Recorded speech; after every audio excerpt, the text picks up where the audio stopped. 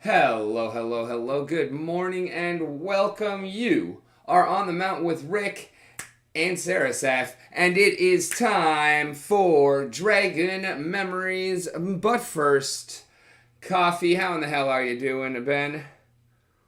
Hey, not too bad. What's good? Bushwhack. What's good? So, we are going to close down Splinterlands TV right now. We're not dealing with that shit. We're going to go ahead and close down Splinterlands right now. We're not dealing with that shit. And here's a real alpha sneak peek at the advanced and in the progress of being further advanced versions of one of my most favoritist characters that I ever played at the table. Hint, hint, wink, wink, nudge, nudge. He's probably going to show up somewhere in Galil. Here is a whole bunch of other shit that you may be able to spot some things that we've been working on, but whoop, we're going to close that too. And we're going to talk about something new. I got a little homework assignment that I put together for myself and my co-creator here. Let me make sure that they can hear you. Uh, Go ahead and speak up real quick. Hey, this is Saraseth. How's everybody doing tonight? Okay, there we go. Yes, I think we are good. All right, so what did you think of that video? And is it something that we want to work with? Obviously, it wouldn't work exactly as is, but it's kind of a nifty idea. I'm honestly leaning towards no, though. What do you It think? really doesn't apply to your planet Right?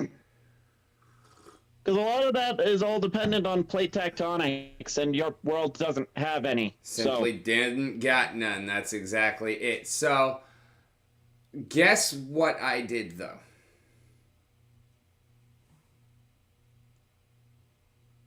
Um,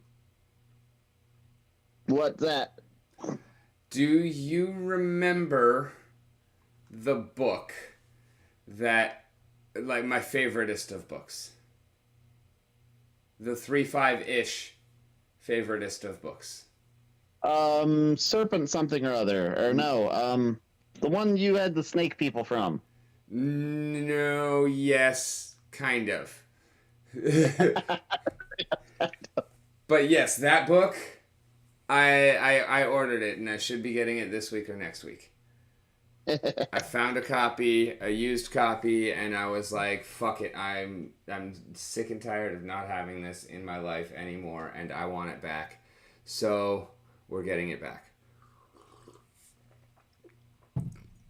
Hey, well, it's where some of your ideas came from, so it's nice to get the source material Yeah, to work with. exactly. And like out every single book, that one kind of contributed more than anything else, and is the hardest to replace. I feel like everything else is a lot less specific. And a lot already more kind of changed. We didn't really get much of a chance to play around with all that stuff.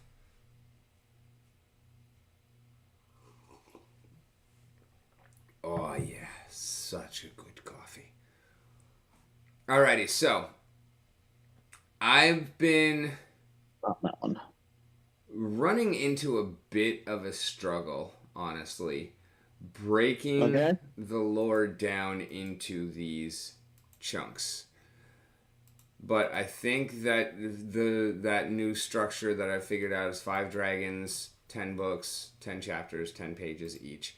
Like I think that kind of helps me to reframe it, but I really don't like that for the gameplay. I don't want it to look like you're actually going through a book, chapter by chapter, page by page, because you're. It's not a book. It's the actual dragon's memories. So like I have a kind of distinct intro scene. Um, and how There it things are is. going to kind of work for going in between and transitioning in between worlds and everything like that. But I don't really, I don't know. It's just a name, so it's kind of stupid. But also, one thing I am going to take from Splinter Forge is I think we're gonna have a contest to name our global currency of Galil, because that is something that you and I never actually did. Uh, yeah, that's economics, and I'm not very good with economics. No, I know. We're not actually like we're just straight up the name, just the But name. Making it work is another thing entirely. Like it's not going to be a very strongly tied to anywhere kind of currency. It's just going to be a lot of places it will be begrudgingly accepted. We're not calling it G coin. That is so corny. I love it and thank you, but no.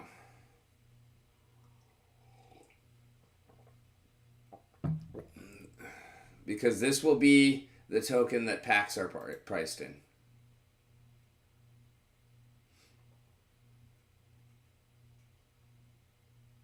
This is truly our DEC. Although, not at all fucking DEC.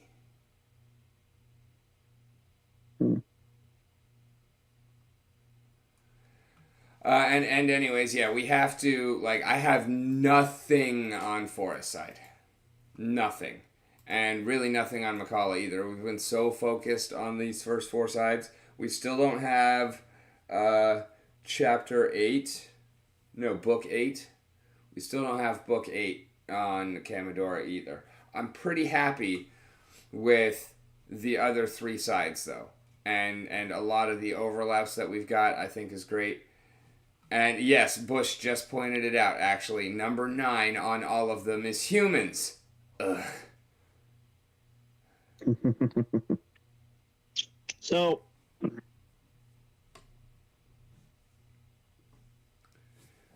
if you care to actually, you know what, let me... Alright, I'm going to start virtual camera.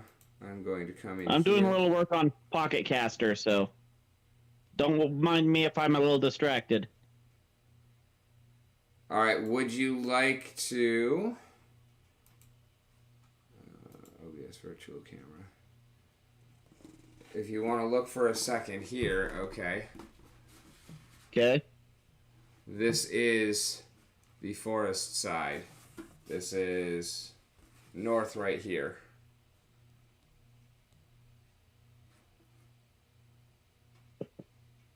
Alright. If that inspires anything or makes you remember anything, we got a few things here already. Actually, and I know. Well, I don't think we really did much with the forest side the last time we worked on the cube. Actually, we've got quite a bit here, and that's without even fucking with the elves. And remember that this is elves. Oh wait, Elves. forest side, wasn't that where? Yep. We originally put these- Don't even say it. Yes. Yeah, aren't they not in this anymore? No, they are. They're the pocket. Right? Is that what you were thinking about? No,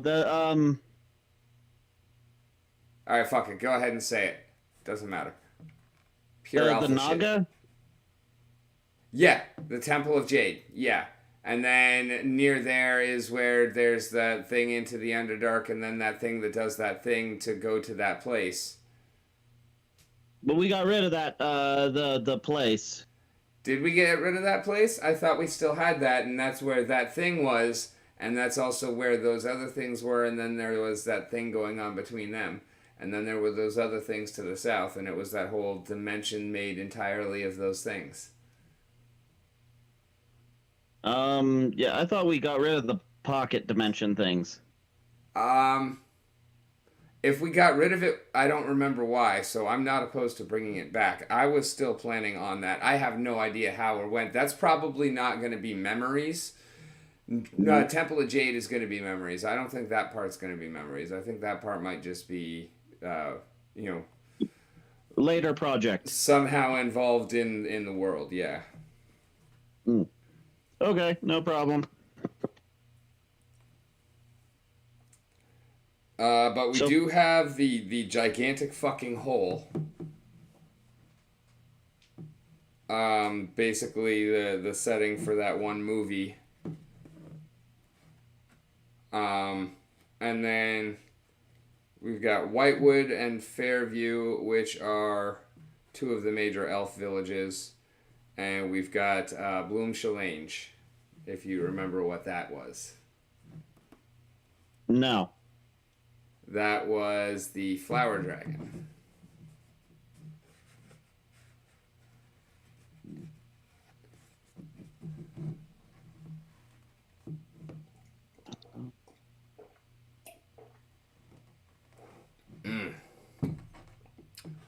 Goddamn, that's some good fucking coffee.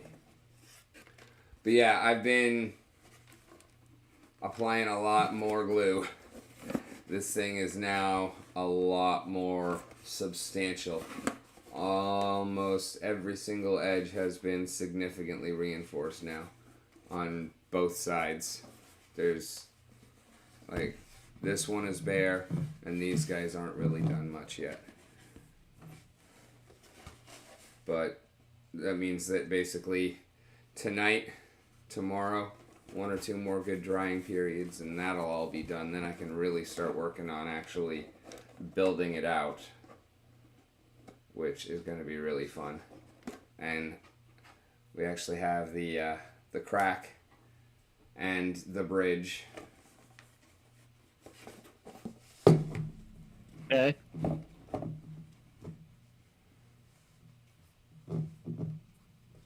No, I'm not gluing anything right now. I want to be able to handle the globe in its entirety. The globe. 1.5. No, that's too not small enough. Hmm.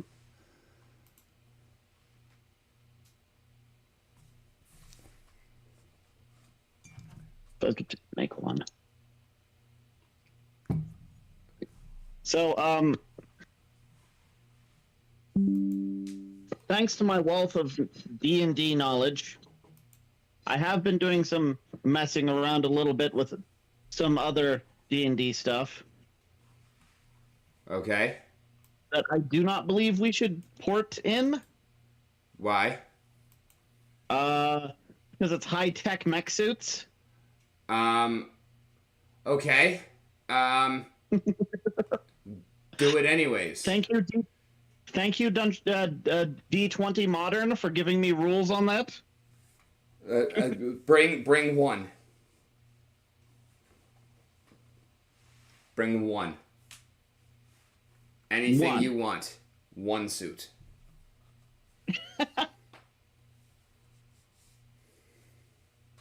I don't know about that. We know where it's gonna be, and we already have a spot for it. So fuck it. Yes, let's. It doesn't work. They have to figure out something, but they managed to put it together. How big, though? You get one. Do whatever you want. No, what size is the mech? That's suit what I'm going saying. to be? You get one. Do whatever you want. I don't care what size you make it. You get one. Do whatever the hell you want with it. If they said, fuck it, we're only ever gonna get one of these, so make it huge, or maybe they couldn't make it any smaller. Maybe they just had to make something fucking huge. I don't know. And it was smaller because it's your project. Run with it. That's what I'm saying. But we know where that comes from, and that's going to be waiting. That's going to happen far later. So, right now, I am.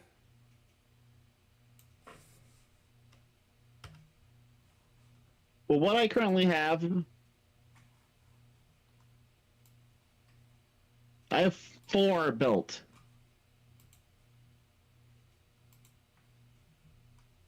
Ranging from gargantuan in size to large size.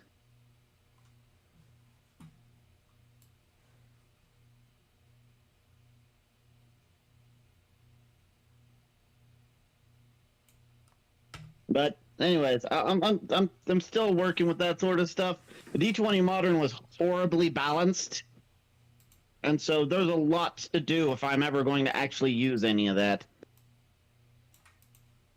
All good.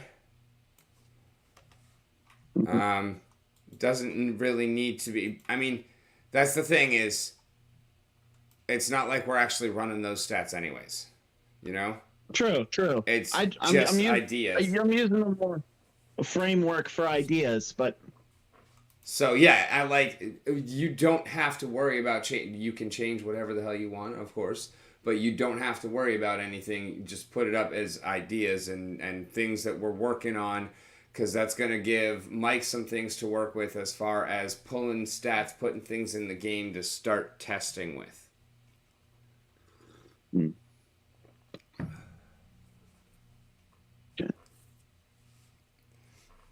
And I really need to find an animator and a visual artist and a sound artist. Mm.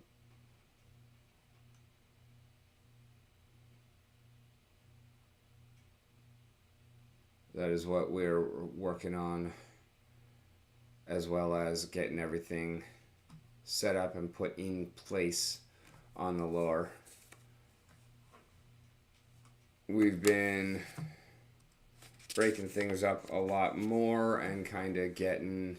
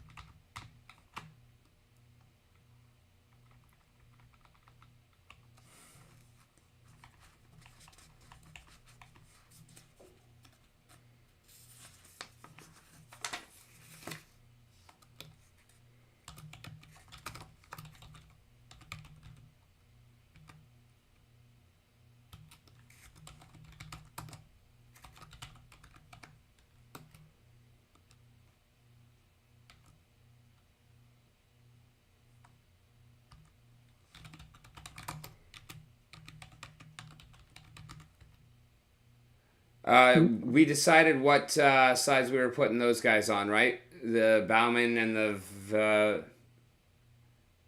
something else. We need more I think it races. was. Seriously, 350,000 years, we need more dead races. Probably. Like 5, 6, 7 of them at least. Me. And See if I a can couple find. hundred more races that are like still extant.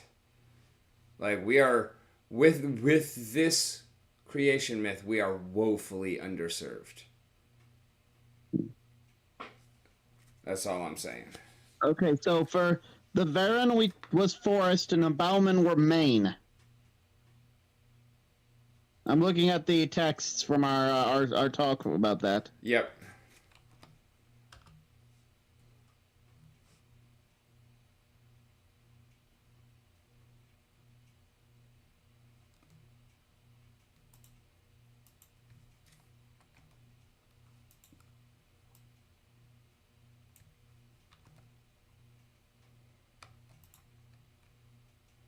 That doesn't make. Sorry, looking at your request for Pocket Caster. Fit in your pocket, he's going to need to be smaller than small. Yep. Well, I figure once he made that happen, then he could actually cast reduce object on the stone and then permanency that. I'd prefer him to be like a naturally small creature size. Well, yeah, no, I said that too. Start with something small, then reduce from there, reduce person, and then once petrified, then reduce object, and then permanency.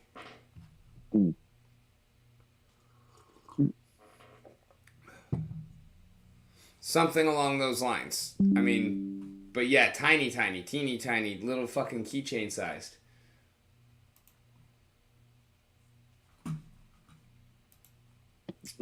Key fob to unlock the universe on command.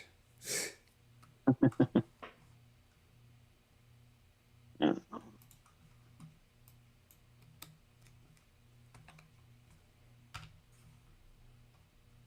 See, where is...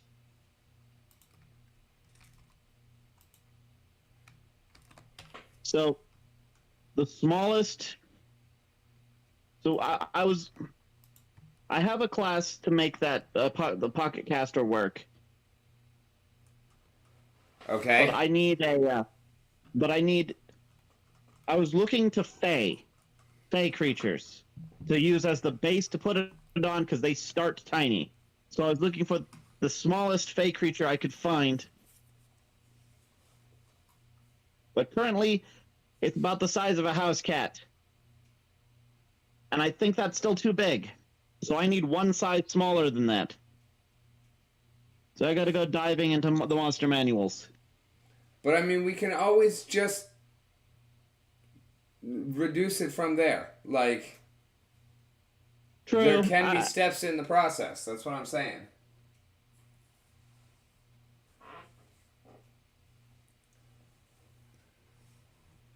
Come on, where's the heck was that one?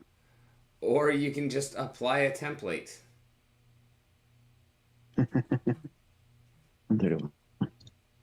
As a matter of fact, why don't you apply some templates?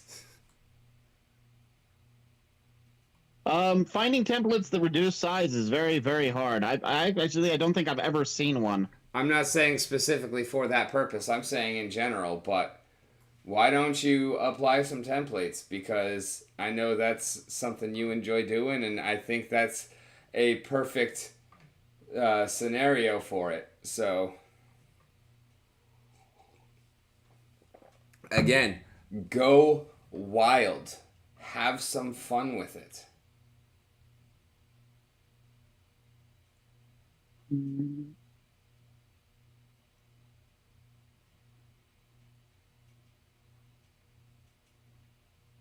Okay, I have a base, I believe.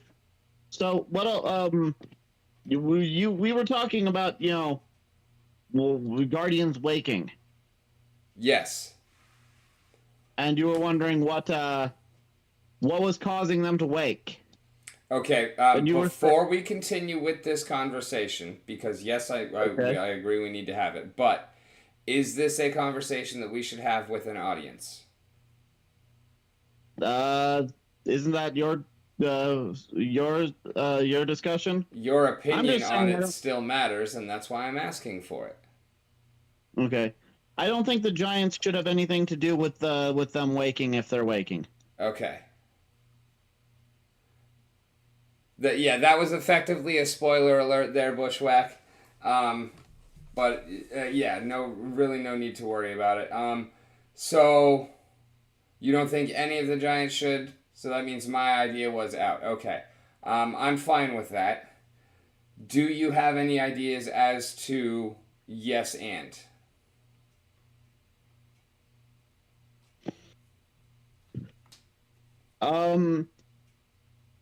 Kind of, but probably talk about that part later. Okay. Then what should we work on building right now? Probably one of the first sides that are going to be released with the game, because we'll want to have those fairly well established. Yes, so we are working on early on Camadora then, which is the desert side. Okay. So okay, You had a line for desert already. go ahead and Looks like you have a blank space on 8. yes, we do have a blank space on 8.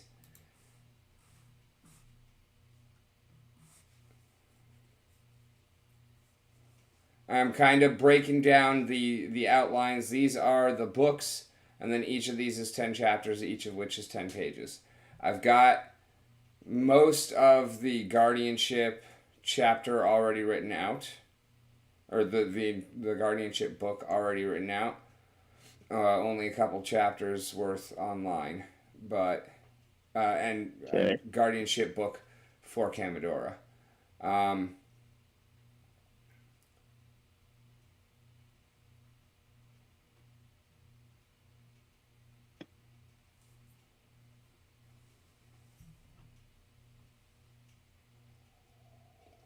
So, for part 8, I had a thought. yeah, go ahead and type it. I'm watching. You're live. Oh, well, I typed a bit and then I deleted because I didn't think it was great for the name. But I originally was typing Alliance of Giants in 8. Mm, But it doesn't really convey what I was thinking. My thought was, well, the Kraken, the Crack Canyon on the desert side, yeah. probably relatively unstable given how it's created, how it was created. Yeah. So, how about 8?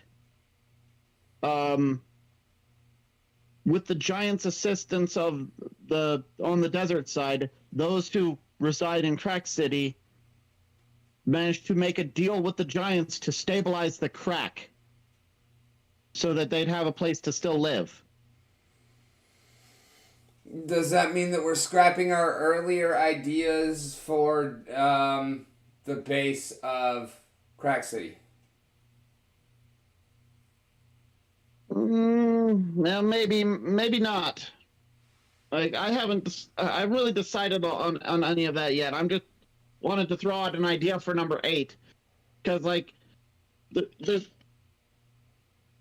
sorry, because I'm trying to think of like an important event to put there. I honestly I don't hate it, but how about this? I suppose you could just put like Golden Age and like they didn't have a problem like the others did.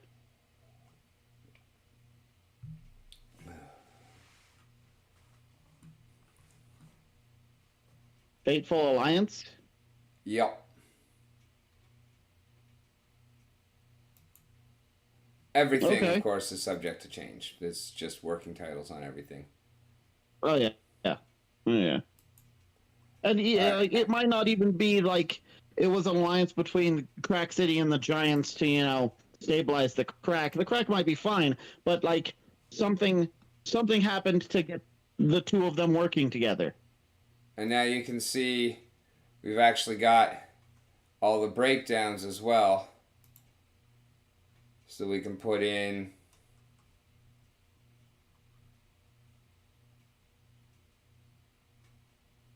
all of the little subchapters and everything like that. Okay. And then I just need to put in another set.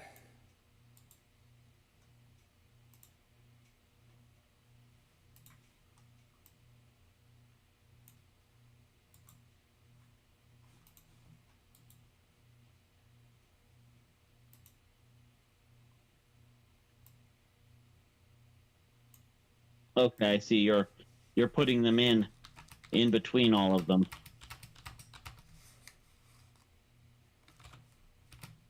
Yes. And then you'll be able to kind of shut everything down and minimize everything and whatnot. But that way, we've got a kind of a clear consensus of what exactly is going on and can kind of see as things get completed. Because I'll probably go ahead and put in check boxes next to each so that we can see when they're actually done and everything like that. Okay. And so, yeah, this is going to be a massive project, and I would definitely love your input anywhere that you want, anytime that you want. Get a spare idea, rabbit fucking hair out of your ass, whatever. Want to fucking type something in the middle of the night because you can't sleep. That's what I do. Yeah, it's there for you. Okay. Mm. In fact, actually, do me a favor and go to. You're here already. Go to make a copy, or because you're logged in as Dragon Memories, right? Or are you logged in on yourself? I'm logged in on myself. Okay. Log out, log in on Dragon Memories.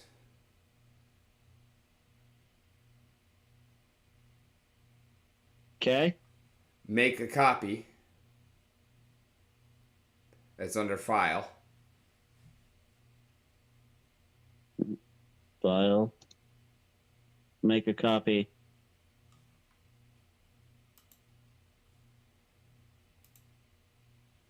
And just put it to my drive. Yep. And then give me the link in our DMs.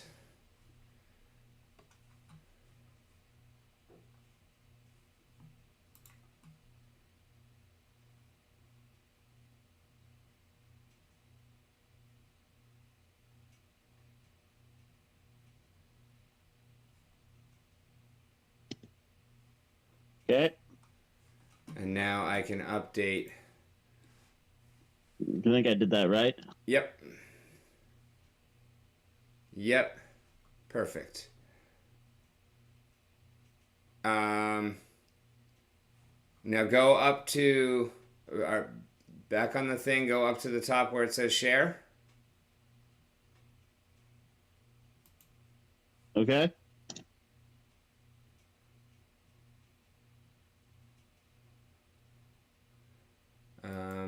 All right. Clicked on. What do I?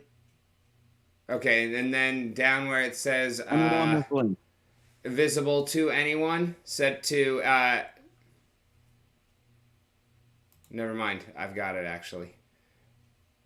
It was general access was set to restricted. I moved it over to anyone with link. Yep. And then we can also go to editor, done. It just logged me into it directly because it's also an account that I have saved, so Right. it didn't work quite the same as usual, but that's fine.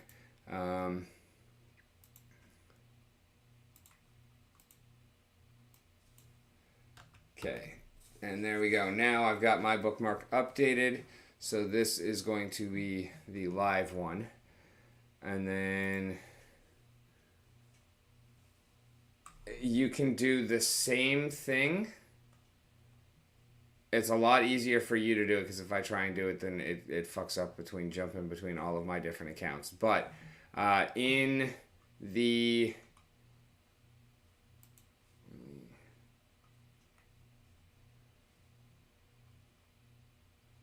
Okay. Dragon Memories, pre-sale info and orders. Up here, the pinned messages. All of these links. In the third pinned message.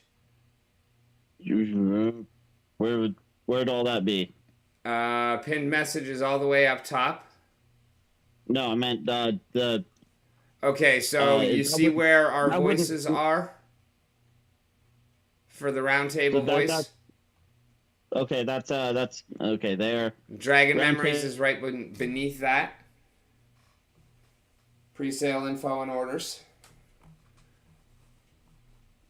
And then click on the top part next to there. You'll see the pin next to the people that says hide member list. Click on the pin, and then the third one down, you'll see a blue link. Click on the jump next to the X in the top right corner of it. Actually, that's not the right one. Where is...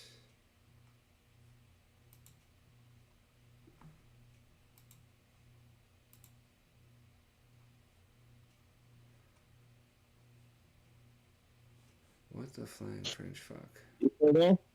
Yeah, I'm trying to figure out where the shit is. The moment I connected to Roundtable Voice from my laptop, it kicked me off of my phone and went to my laptop. But my laptop's mic isn't working, Ah, gotcha. Welcome back. so I couldn't actually talk.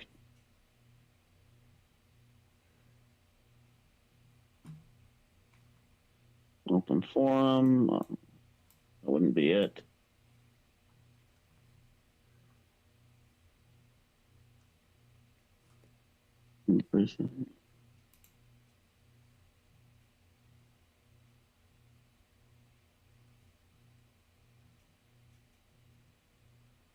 I had a freaking. Oh, nope, nope, nope. That's why.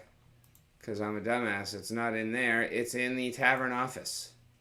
Dimly lit table. Okay. Pinned messages here. There we go. All of these, the Google Docs links, and the only pinned message on the dimly lit table.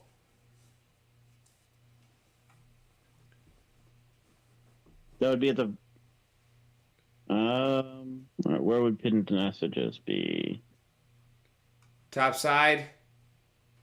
You probably got a purple bar at the top about. Oh, never mind. You don't have streamer mode on. So just under the top bar with the Discord, it says dimly lit on the mountain, dimly lit table. To the right of that, to the left of the search bar, there's a pin. Okay. And then there's three. I know where that message is. So. Okay, so there's that.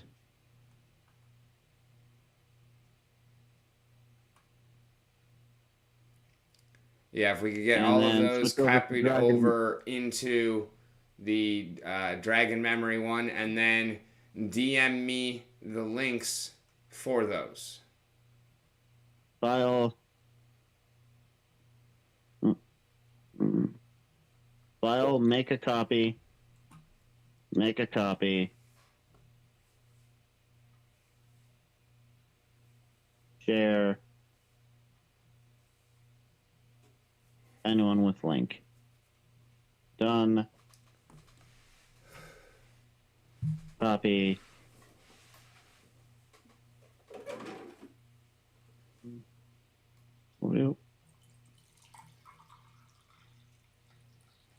Alrighty. Also, I have a little announcement. Off the Cuff for tomorrow is canceled. My guest had a death in the family, and we will be rescheduling. I apologize. I know this will be 2 weeks in a row, but what are you gonna do?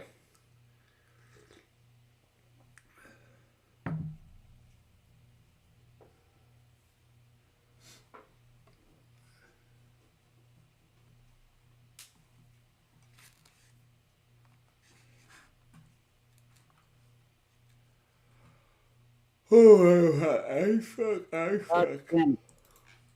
Oh, I'm hot as fuck.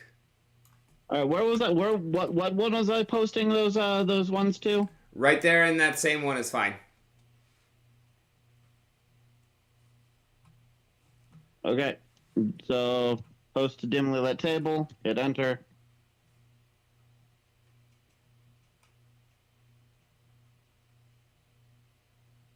And then, so that was general. I already got lore. So next up would be layouts.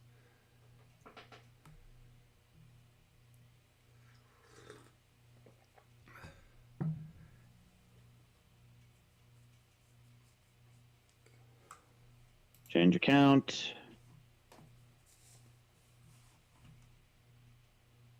File. Make a copy. Make a copy. Share. Anyone with blank. Done. Copy.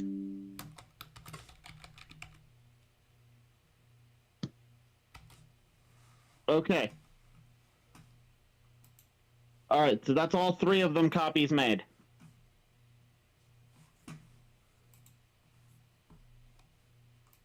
Thank you.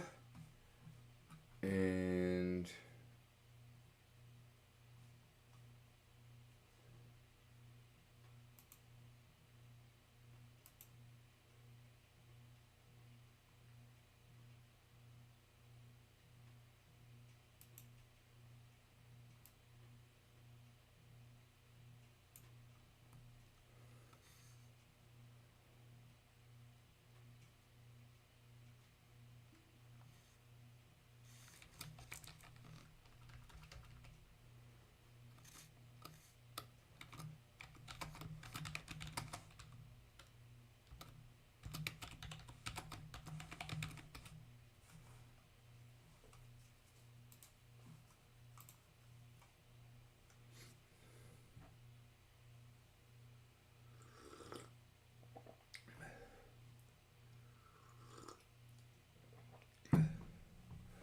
Oh yeah, and I was doing some work today on look at the camera.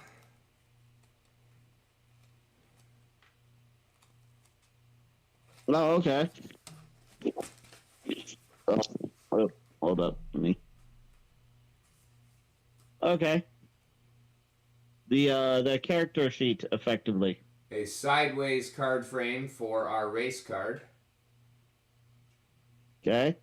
Just very basic frame. I really want a minimalist frame that conveys a lot of information but allows the art to shine. And then this is for the regular cards. And it looks kind of clunky because of where you see all those thick lines and whatnot. But those are actually going to be like thin, intricate designs, and then the art is going to extend beyond. So like there's still going to be full art cards and whatnot. Okay.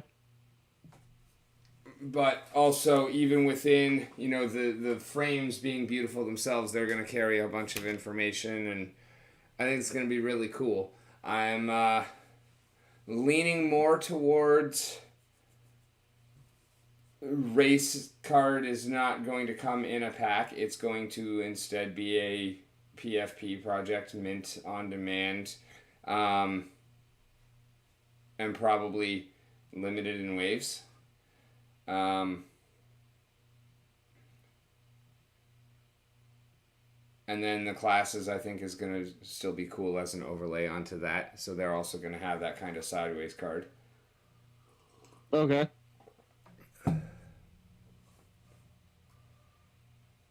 And then, yeah, I feel like... also, what do you think of these absolutely terrible set logos? Hold up a sec.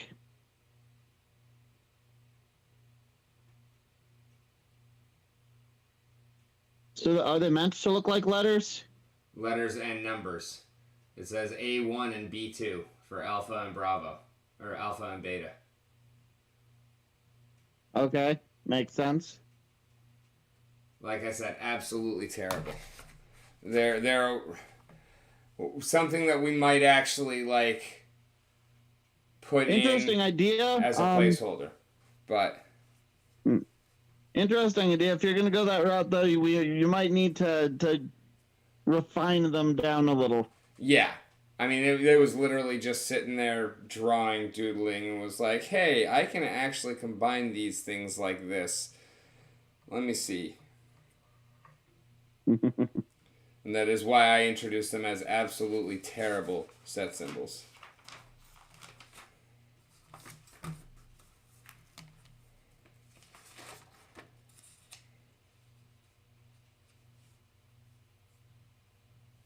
I did have an interesting idea as well, but it needs further exposition before it can really be brought up.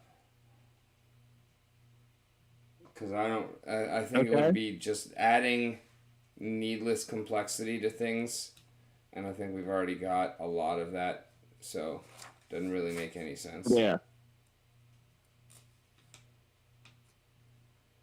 So we are on memories and recollections. What do you think of that as our level up for lore and experience, respectively? I like recollections.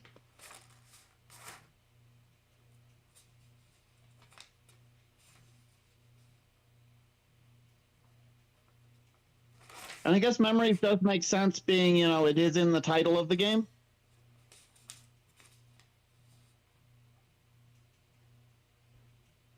I'm not as enthused with the word memories for things, but I think it'll work. What would you suggest in its place? Unfortunately, not much. Coming up with something that's like a synonym for like memories is, I mean, you're already using one, recollection, and that's actually the best one that I can think of. I don't think memories should be fine. It's just I kind of prefer to use a different word if we can. Yeah, since it's in the title, you're right. I hadn't even really thought about it for that. So. Mm,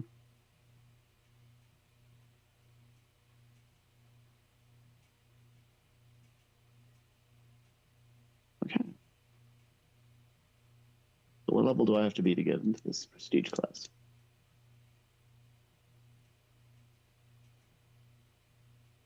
Evocation is kind of baller.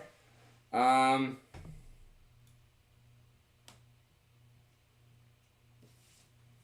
Hmm. it is, but I think it Oh, kind of has the wrong message. I think it's a little too baller. I think Remembrance.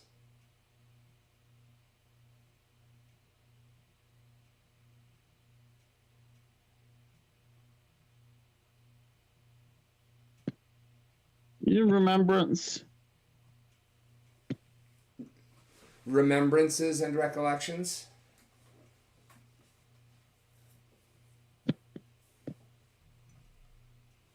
Good, yeah.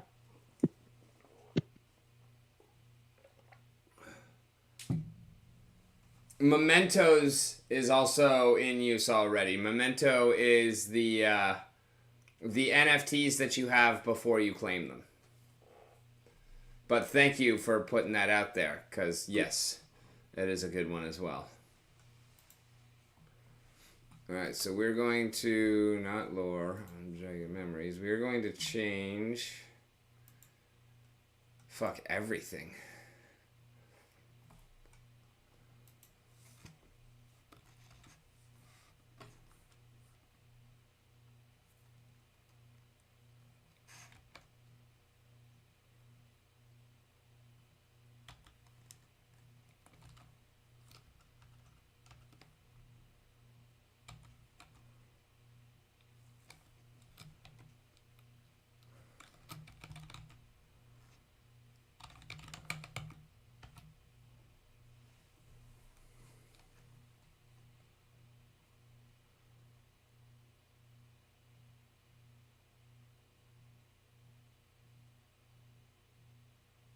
So this right here, this is the one that is up for votes.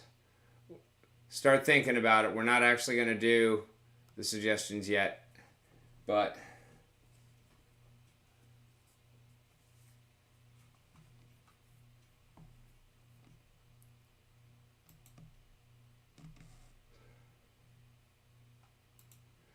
and then I guess fuck it. I'll just put in my other idea here.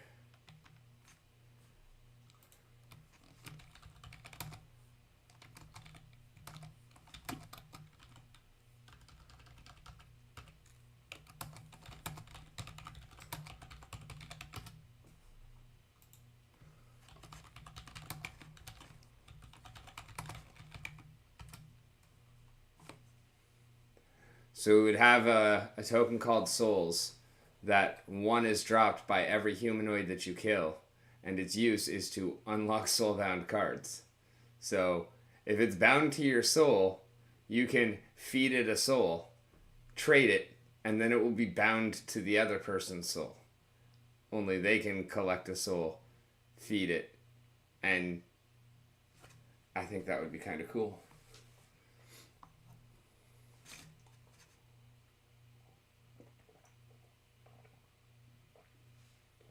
The question is, do we make the souls tradable or do we make them soulbound? I think they should be soulbound.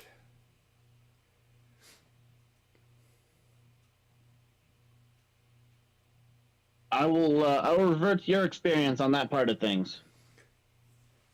Well, what do you think? I mean, you have played online games. You know how soulbound works and how game economies work a little bit. I know it's not your I area of myself, expertise, but it's not something you have zero experience with. You know how I magic played a works. couple.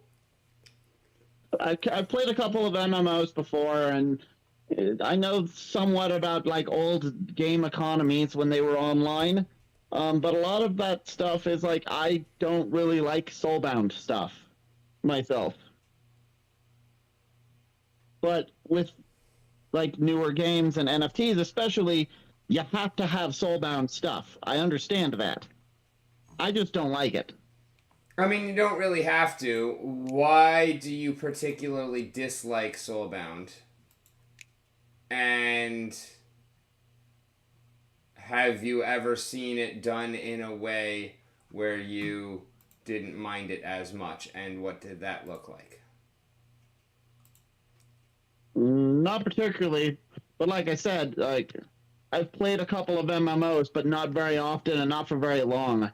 I just I got bored of them. I'll be honest. Okay, so I think And that as far actually as brings up non-MMO a games, broader question. What is it about MMOs? Is it the one thing about MMOs that you can point at that you don't particularly care for?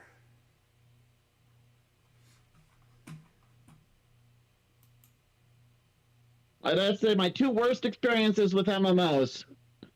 Um, there's this one. It was like Chinese martial arts MMO, and it had a long name, and I don't even remember what it was called. But like I played it for about 2 hours. I didn't even manage to get out of the starter area. Okay. It's just like they dragged on and on and on, and they expected you to be okay with spending like 4, 5, 6 hours just doing this. Well, it was very much a grind. And some grinding, okay, I understand, fine. But you didn't have a goal. It was just grind to move to the new place to grind. There wasn't even a boss between starter area and not starter area to give you something to work towards getting past. It was just like, hey, watch these numbers rise and click these buttons in this order over and over and over again. That was one of my bad experiences with MMOs. Okay. The other, So the other one was go ahead. the other one was a bad experience of I entered the MMO area. I entered built my character, entered the MMO. 2 minutes later, it's some experienced players immediately kill me. I respawn. 2 minutes later, experienced players immediately kill me. Rinse and repeat for about 30 minutes, and I stopped and was like, "Screw this game, I'm done." Yep, that is So definitely a I terrible NPE. and so I never cared for well, the reason why it was 2 minutes between them killing me is because there was a 2 minute timer where I couldn't be attacked by other players because I had just been attacked.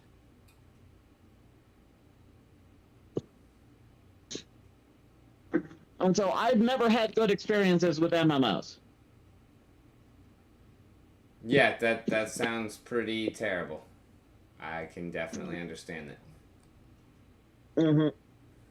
As far as soulbound stuff, from what I've seen in like other games, because well, I mean, the MMOs I didn't play, I never really got around to using anything that was like soulbound or whatnot. I think Diablo had some stuff that you couldn't trade between players, Yep.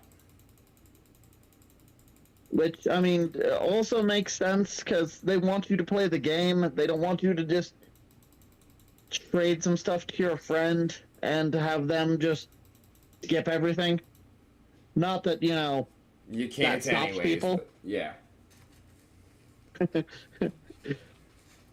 but I don't like the idea of working for something that you put work into it, you get the item, and then if that item doesn't help you, you can't trade it away. It just sits in your box. Yeah.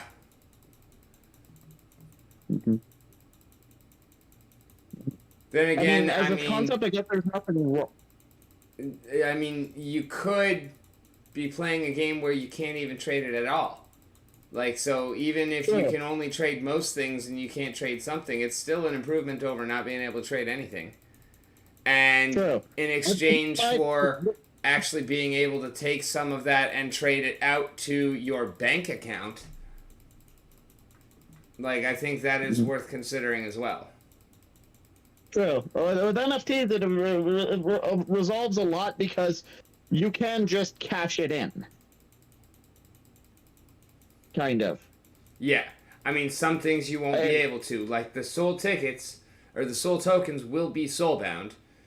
Although, by having some of those, you will be able to unlock certain cards that would have been soulbound so that you can get rid of them.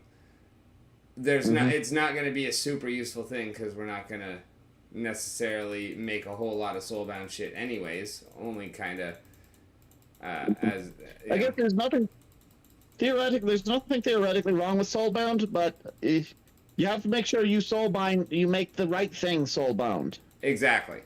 And like I'm not actually planning on anything being soulbound from the beginning. This is just something that could be, added in at a later date. Mm-hmm.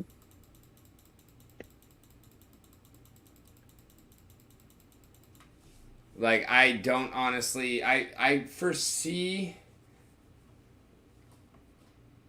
our reward system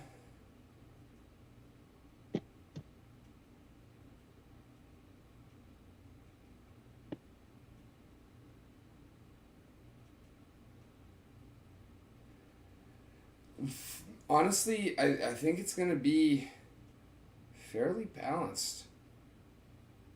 Mm-hmm. So I'm hoping that I mean we may need to adjust some numbers, but I feel like the concept of the way that everything is balanced, as long as people actually want to play the game, I feel like we're going to have a good amount of growth because things get more difficult, so you gotta continue building, Mm-hmm. but it does get more rewarding as you go deeper and therefore both easier and more difficult to continue building. So I feel like it's got real staying power Yeah. as long as the story sells. As long as the game is fun and engaging to play and makes you want to know more about the world. As long as we can deliver on that, I feel like we've got a banger. And again, I can't say enough good things about Mike. Hopefully, I'll be able to have him on tomorrow night. And so, Ben, if you want to join us again, if you're more free, that's cool too. Like I said, the Depends mic on is time. always open for you. Yeah, depends on time. I'll see what time you guys start. Um, I do have to work. I do have to work on Friday, so it's great for me to be able to do these on Wednesday. Although I almost didn't. I almost didn't manage to this week. Yeah, and like I said, it's all good, and that's exactly why I scheduled it for Wednesdays, is trying to keep everybody's schedule in mind. It also works out perfectly for me. And then, yeah, trying to get more consistent with, specific programming throughout the rest of the week as well. But, there's always a hot mic. I try and always be in the voice chat here on the Discord no matter what I'm doing on the stream. So anytime you want to join in, and it's always the same time. We go live at 11:45 every night except for Friday and Saturday now. We are taking 2 days a week off, and this. Oh, by the way, this upcoming Wednesday, I will not be able to stream because I got an early appointment in Tampa Thursday morning. So we can do Thursday evening, Thursday night then if you would like, or we can skip it for that week. Um, We um if you can do earlier, a little bit of an early stream on Thursday evening, I could do that. how early are you thinking? Because I usually have my call. I have my call with Harley on Thursdays. That usually goes from about 3 your time until about 5 or 6. Oh no, after 6. Oh no, I'd say like definitely after 6. I was only thinking like a couple hour, like an hour, maybe an hour and a half early. I wasn't thinking like that much earlier. Then yeah, we can probably do that. Because like the main thing about on a day I have to work, I really need to be in bed by like 11, 12.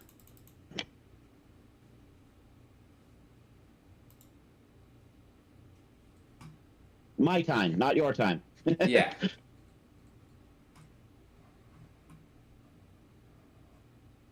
Yeah, we can make that So work because then that'd be 1 o'clock, 2 o'clock my time. yeah. And even then, if like I could do a normal time, you just have to, I'd be leaving a little early in the stream. And honestly, like we're only scheduled for 2 hours. If we go more than that, it's a bonus. Yeah.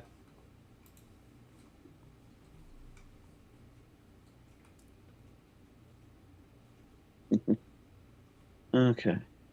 So,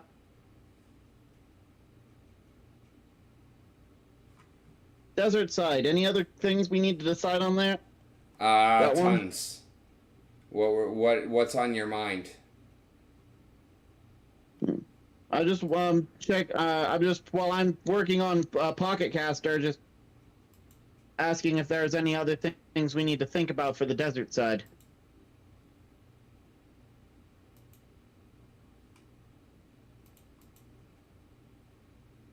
Like, how are humans? I guess now that we have like titles for each era, I guess.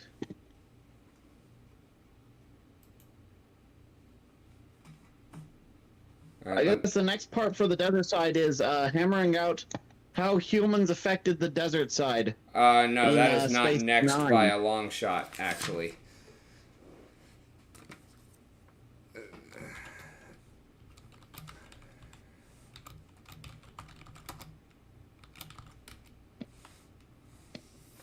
Okay, what would be next?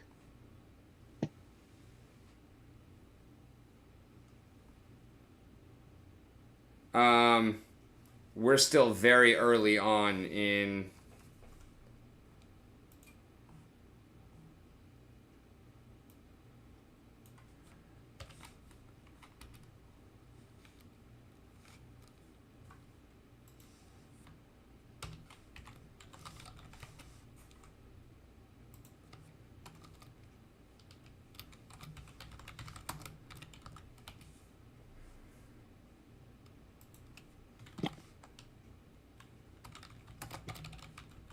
Right, folk.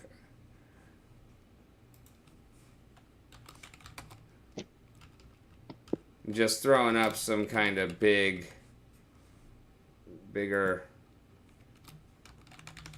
milestones within the thing. Okay. Oh wait, no, this is.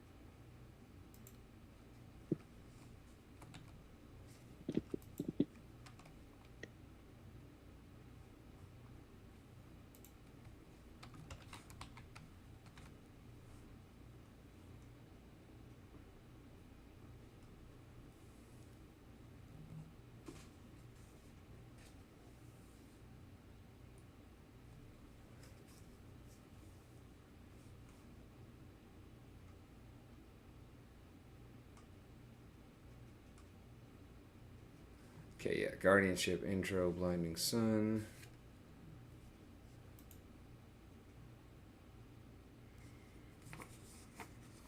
Two. Giants.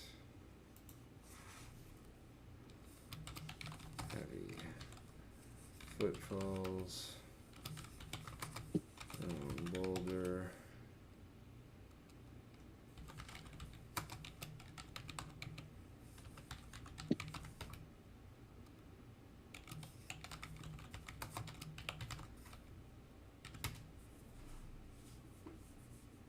All right, feel free to hop around and toss in any other kind of little chapter headings, anything, any notes on something you would like to put in wherever, kind of dates or whatever, any years you're kind of thinking of. We have those over here on the individual pages, like Kamidora. Here's the timeline in column E. And then I need to reformat the other pages more like this, but this is one that I've actually been working a little bit more on. I'm going to make the rest kind of look like it, and so we're starting to get a little bit more organized with the information here. Okay.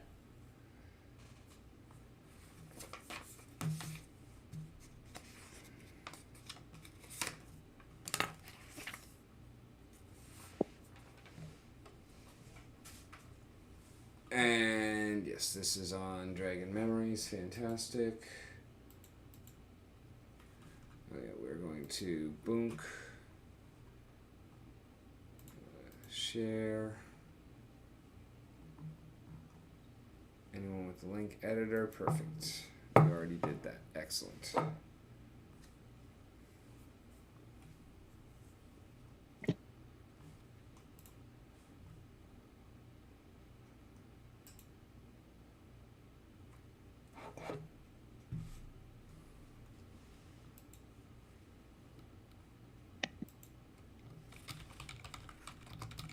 I still find it funny that you, I find it a little funny, how kind of excited you got at the fact I found Darius. Oh, I'm stoked, man. Like, I thought that he was lost, and he was so much fun.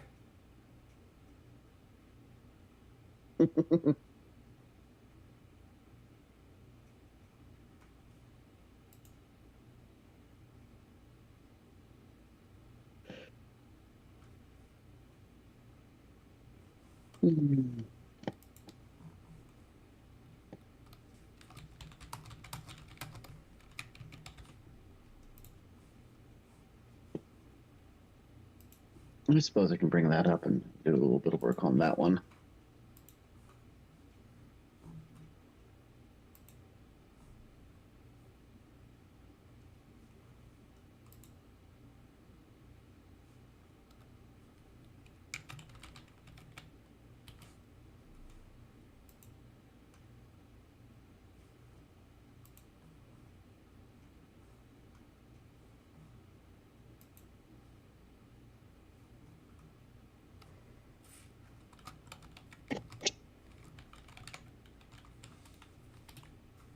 Where's WordPad? WordPad.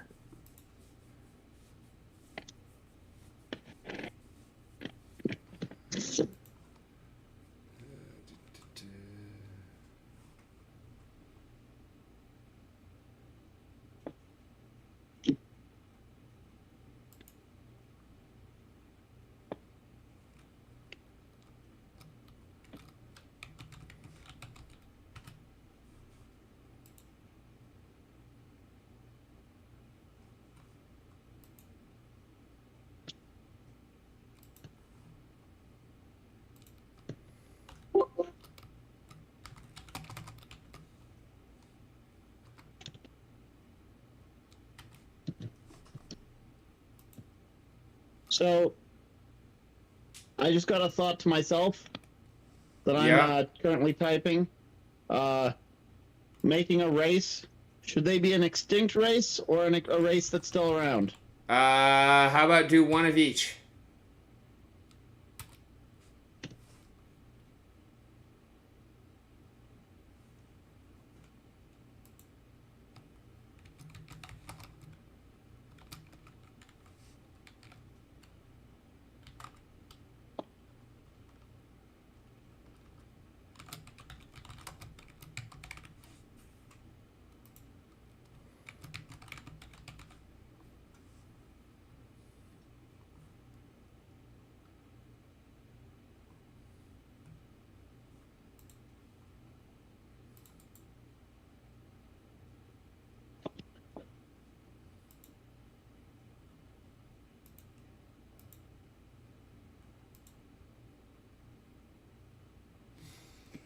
All right, intro. Blinding sun, wilting grass, sunset, cool of the dark sunrise, bushes withering, blowing sands, hilltop sandstorm, and Axeber. Okay. Well, I have a Outline question for for you. the first chapter. What's up?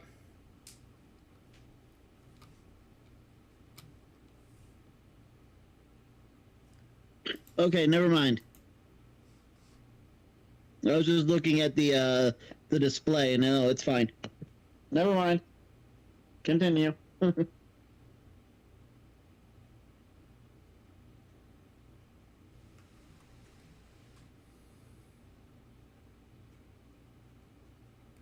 Or did I mean for each of these to actually be the chapter? No, I think that's chapter.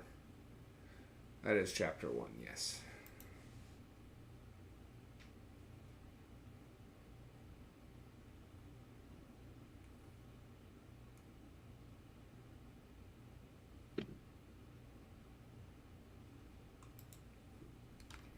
The right folk are actually introduced earlier on, yes.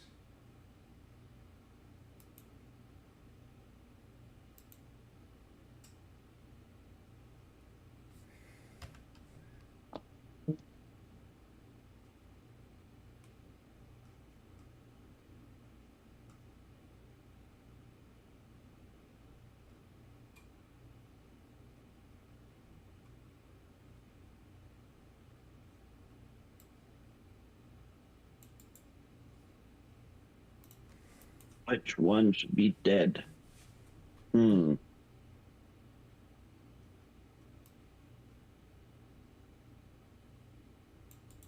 I'm not entirely certain which one of these should be the alive one and which one of these should be the dead one.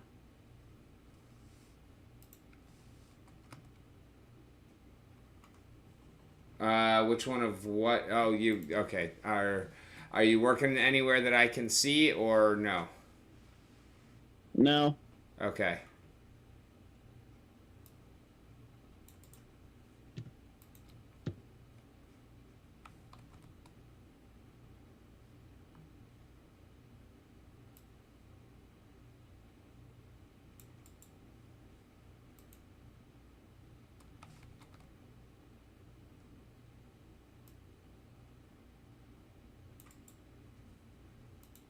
Okay, pick a number between 1 and 9. Whichever 7. number you pick will be the one alive. 7? Yep. Okay.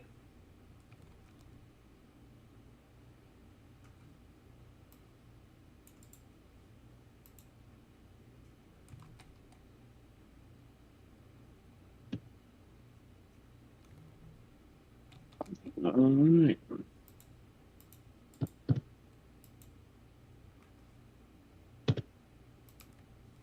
All right. Let's try this. Oh, someone jumped Howdy, in. howdy, howdy. Hello. Welcome, welcome. What's good with you?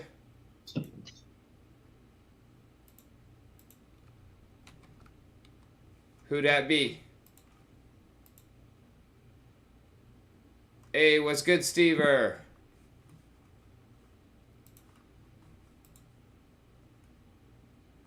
Hey, sorry, I had to fix my headset. I wasn't hearing you. You're good. What's good with you?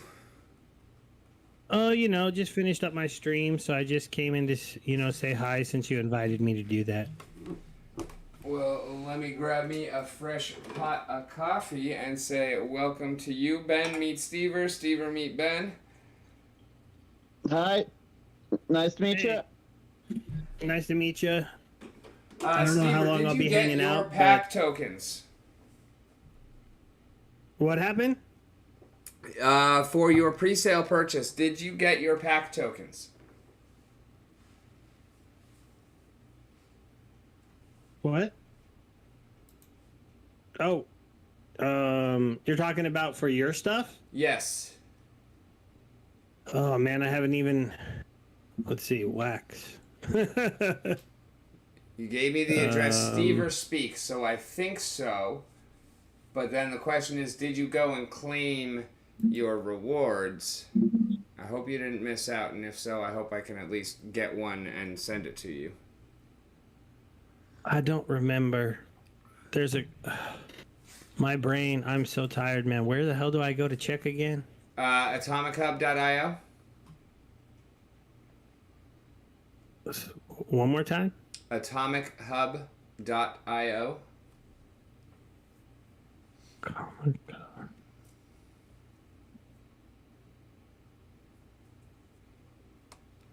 Huh.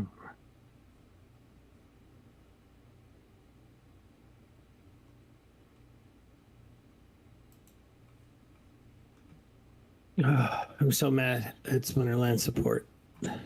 Why? Well, I was having trouble transferring stuff in, and they made me, they do that stupid, oh, go clear your cache because it's your cache, and no, it's their stupid system can't handle decimal points. Yep. And I forgot about that, and I was like, oh, I remember now that you can't, because I hadn't transferred DEC in a while. And I was like, damn it, you guys made me clear and now I'm logged out of everything, and everything is not how I like it. Yeah, I hate when I have to clear my fucking cache. But you say, so, like, DEC, SPS, and whatnot just don't do decimal points, only do whole numbers? Yep. Okay, I will keep that in mind. At least from BSC. And that's where I get it from. I don't know if you get it somewhere else, if maybe you can put decimal points, but I have never once touched Binance with a 10-foot pole. I wouldn't fuck that whore with your dick and Ben pushing. Dude, I've made so much money on Binance Smart Chain. Oh yeah, lots of people make money on scams too, and then somebody gets left holding the bag. And I am the guy that never, ever, ever gets to touch the profit. I am the guy who buys in when everything comes crashing down. Yeah, I can understand that. And when I already recognize that a ship is sinking, I don't want anything to do with it.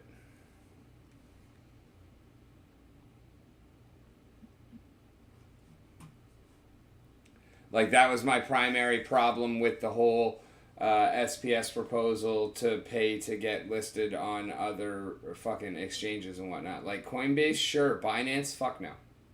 I don't want to spend a goddamn thing on Binance. Right I don't now even is want to that be associated with Binance. Coinbase might get, like, sent away from America. I guess if they do open offshore, then they'd be just like Binance. Well, at least maybe they can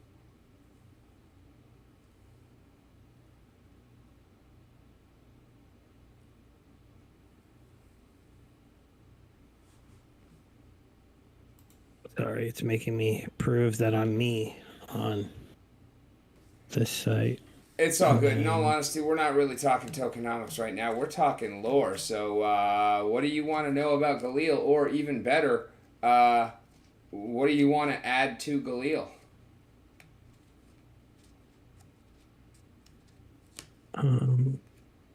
Sorry. You mean the lore for your game? Yeah. Can you give me just a breakdown? Because I don't know much about your game. I'm not gonna lie. All right. Are you watching the screen share in Discord? You know what? It's here, but it's so little. How do I make it bigger? You should be able to go full screen on there, but even if you do, it's still not going to be huge because it's just my camera. Let me actually pull this up and I can make this bigger. Okay, there we go. I figured it out. I just had to push it back, and then now I made it bigger. Okay, yeah, I can see your stuff now.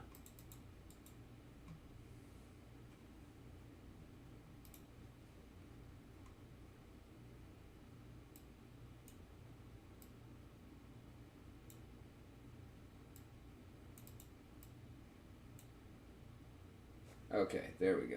So, this is a very crude representation of the world of Galil, which I have been building for more than 20 years, and Ben has been helping me with for, almost 15 now, right, bud?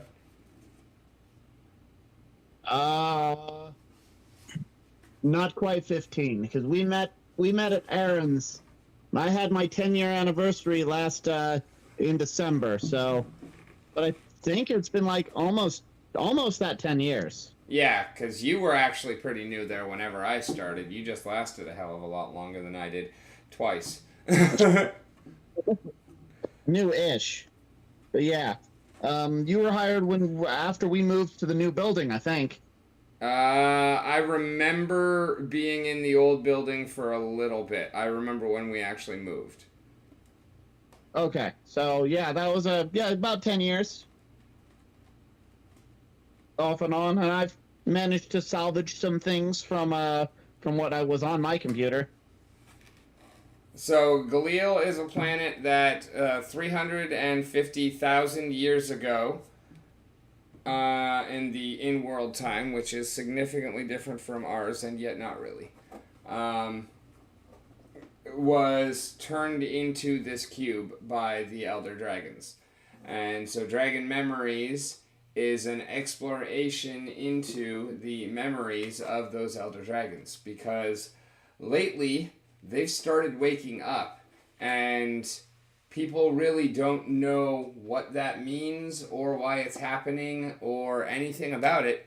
But as a player character in the game of Dragon Memories, you have the unique opportunity among pretty much all others on the planet to go into those memories, explore them, and find out why and what you can do about it. So we're starting out with Kamodora, which is the desert side. And yes, that crack in the world is intentional. And I'm showing it to you like this because it seems to be easier to process. But in all honesty, the planet kind of sits more like this, so that your view would be more like that. This is the North Pole right here. This is the South Pole right here. And we're actually tumbling through space like a die, so that there are 3 axes of rotation, and because of that, sunlight is entirely fucked up on every side of the planet. There is only one that is roughly Earth-like, and even that is kind of super wonky. And then everything else kind of stems from there. But we have a very well populated, and yet with plenty of room to be filled in, 350,000 year history from the breaking of the world up through the Common Era. And we have a massive campaign that we've been building over a long time as well, which actually is going to kind of expand from there and really get launched. Actually, I don't think we're going to do that campaign as the MMO. I think it might be like side quests in there. Yes, Jabby, That's this fine. is the game that we're working on, Dragon Memories.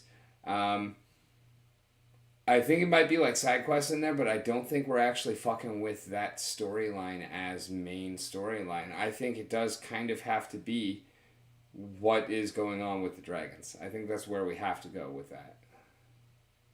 Okay. Thank you, Jabby. We are currently in pre-sale. If you hit Bang Memories, I believe it is in the chat, you can actually check out and Right. get the vouchers for the alpha packs on wax already. Hey, Stever.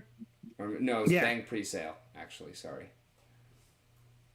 So I had a thought.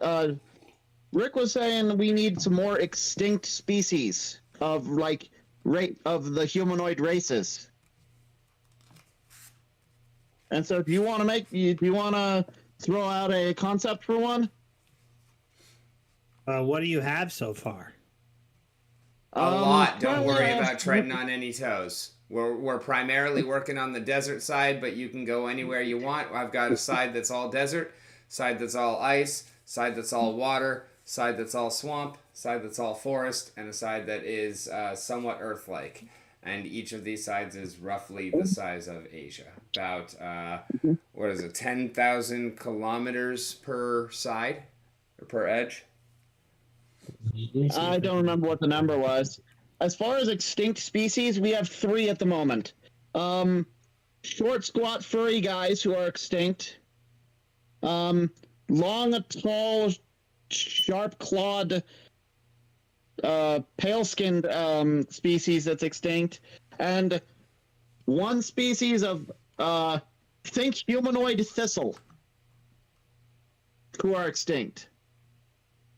And so you need extinct people characters because the game is like the dragon's memories, so they're going to remember all these kind of things.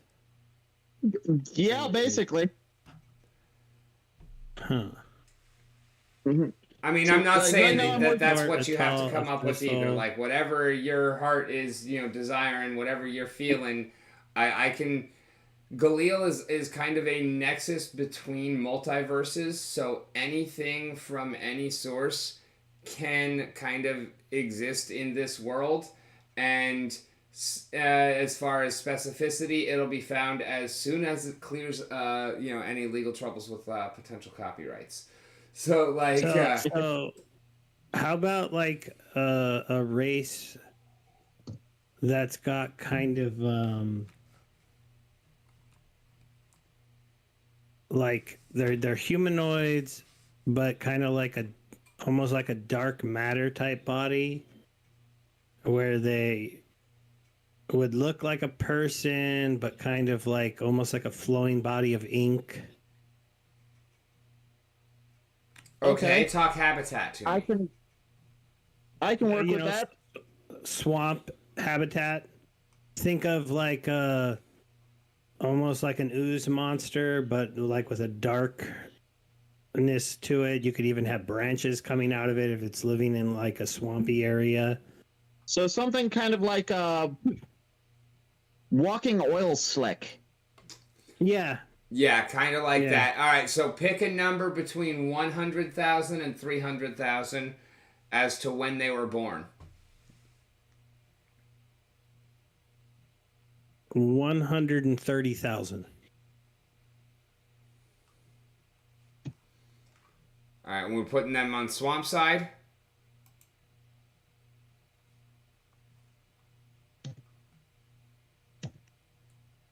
I think that would make sense for them. The other sides really don't fit. I mean, maybe no. Yeah, the other sides really don't fit a like a walking oil slick sort of creature.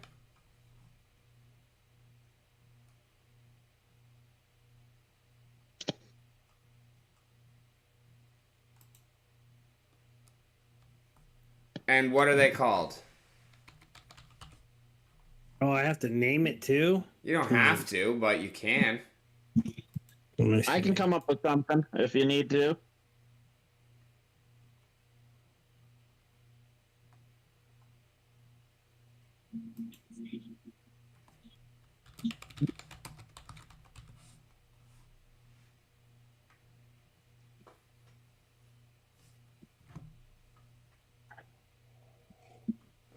It's all right. We can come back to that. How long did they last? They were born in the year 130,000. How long did they last?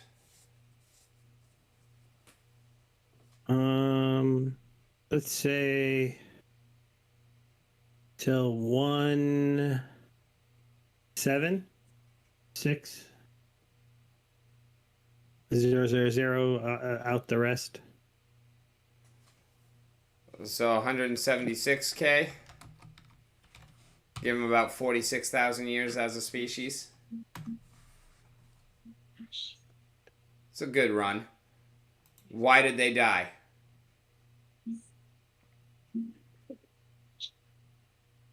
They became hunted for their like very good properties for engineering once engineering kind of was discovered by some other races. Oh, that's spicy. That is spicy because we only have one race that would have done that. But I love it. All right, Ben. So your mech. I'm working on. I'm working on a second race that actually was the mech. Uh,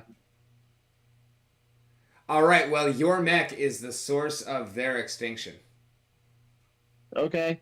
Well, that would put the Gowlum on the swamp side, which I'm okay with. I love it. So when are they rising then? I like the Um, idea of having them after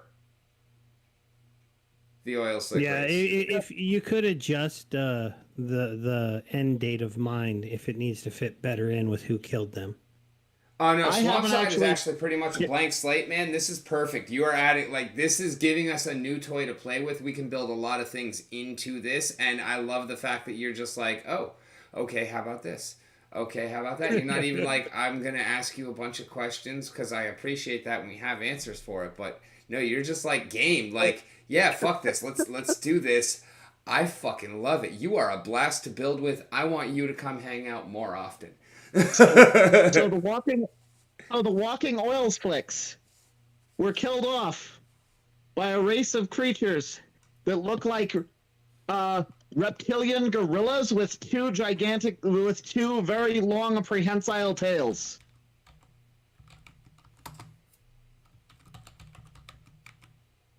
Which is interesting things to think about.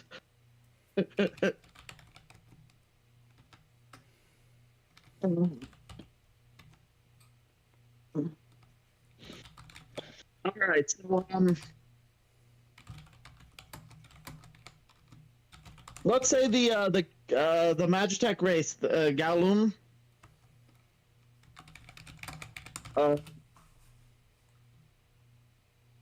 Okay, what's their name? Galoum. Too close to Gollum. Okay, we can shift it. I just started typing all of that.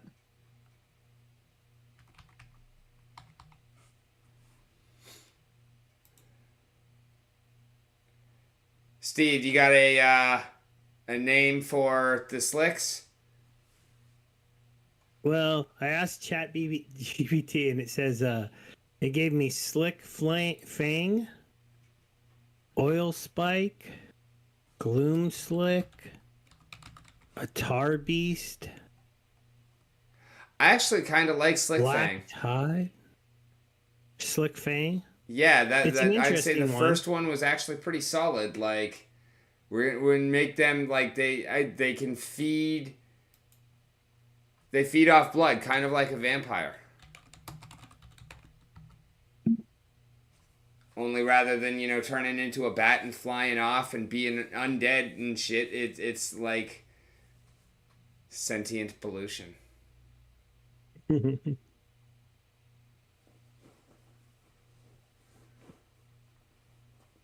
Or they could also be alien.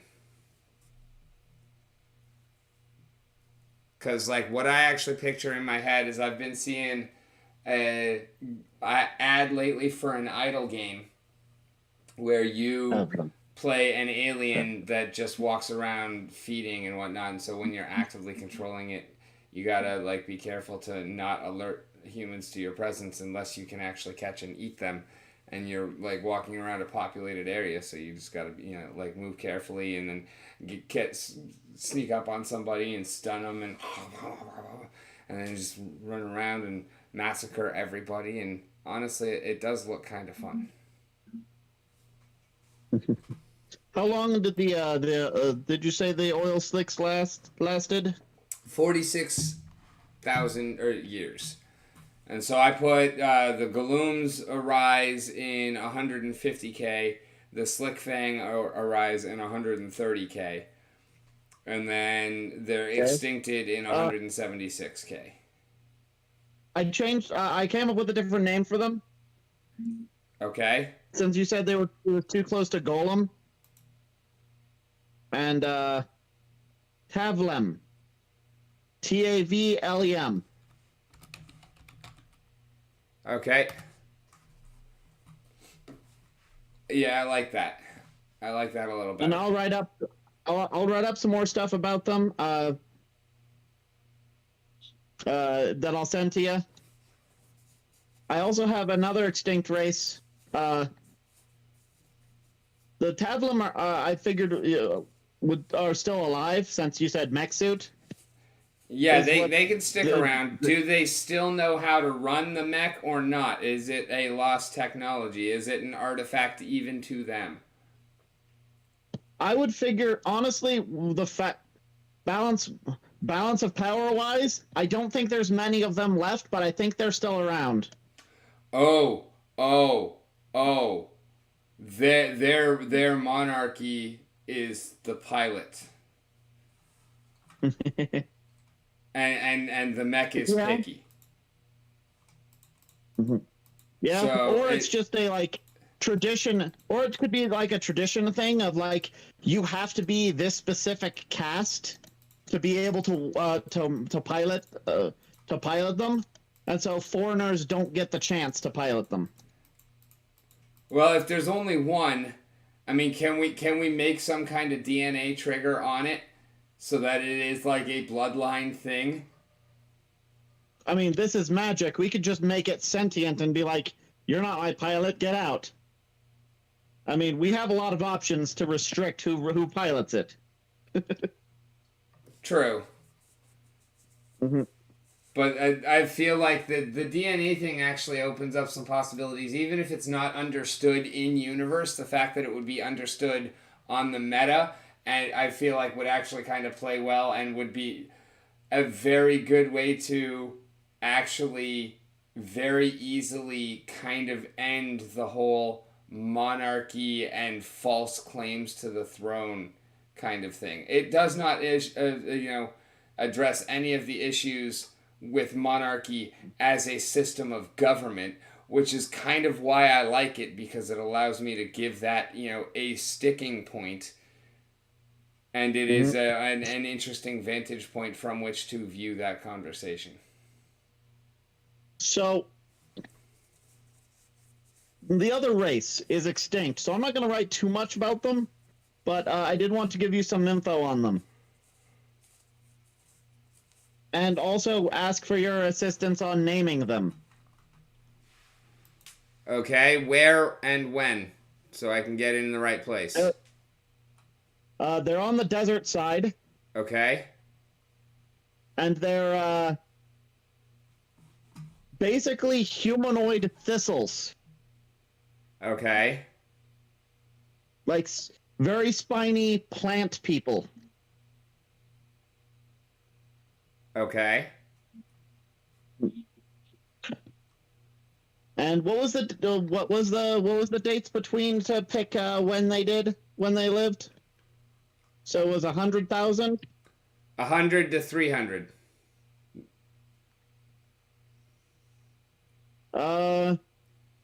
Honestly, that was just it's really anywhere to 100 to 350K. Let's say they were born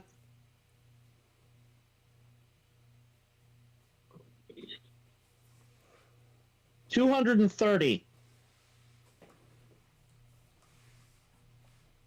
ish. They were born.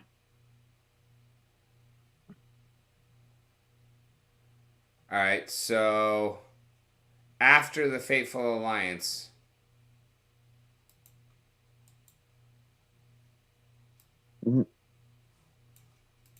And I figured I'd give them a very short run.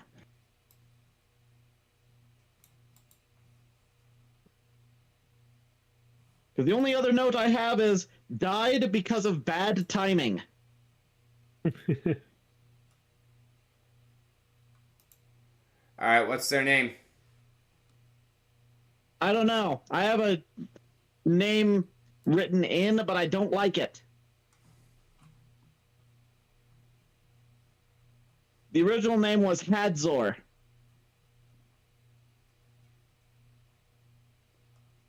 Hadzor, but I don't like it.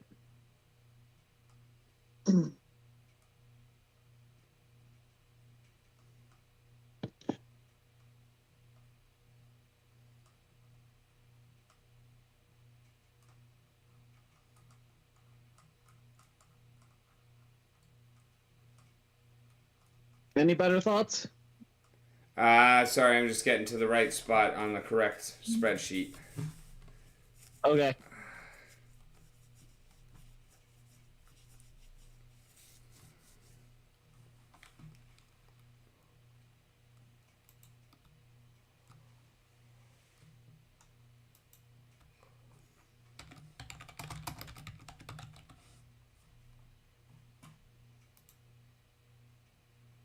So for their death, I put down died to bad timing, also desert. Do you guys like Because any of ChatGPT's names that he came up with in the chat? I dropped them. There's Spriggans, Syphoids, Thornweavers. I do like Spriggans, but I think Spriggans should be saved for another race on a different side. I think Spriggan actually is a race, actually. Yeah, I think that one's used a lot. Yeah. But that's some pretty cool artwork. I dig those. And that's ChatGPT. Are you using a free one or is that a paid one? Oh, I don't know what those are, so don't steal them exactly. But just to give you some ideas of it, it could either be like a monster like that, or because I just Googled those. I didn't pull those from anywhere that I know that we could use them. No, I wasn't suggesting that. I was just saying, like, if that's a ChatGPT production, that's pretty cool. Is that a paid or is that a free one? Because I know there's some of both chat.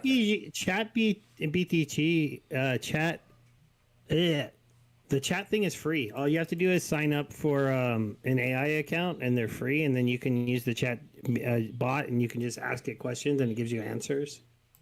And it'll write you backstories for stuff if you want. I mean, it can. If you guys have to produce a lot of lore. I meant the art, though. Oh no, AI art. I don't know a good AI art one yet. And most of the AI art ones are not free. Exactly. That I have not really met any good ones yet, especially not free. So that's why I was like, I'm kind of keeping my ear out for one. So if those had been developed by a free AI art, I'd be wanting to check that one out. That's what I was asking, basically. Yeah. I'm a little leery on the AI art. Into it, but I'm a little leery on the AI art stuff ever since I watched this dissertation video about the legality of using AI art and who actually owns the rights to AI art, and it's kind of a question that doesn't currently have an answer. Yeah, even it's though messy. people will tell you it has an answer. Well, most of them say that you can use it for free, or they say you can't. Yeah, but I do understand that even if they say you can, maybe they could fight you on that eventually. But and you can't copyright it though. That's definitive. Like, has to be made by a human to be copyrightable. And so even if you can use it, you can't copyright it, and then therefore it kind of opens a basket of worms that way as well. Like, I'm not really considering using AI for artwork, but I could definitely use it in getting things set up, you know? Yeah.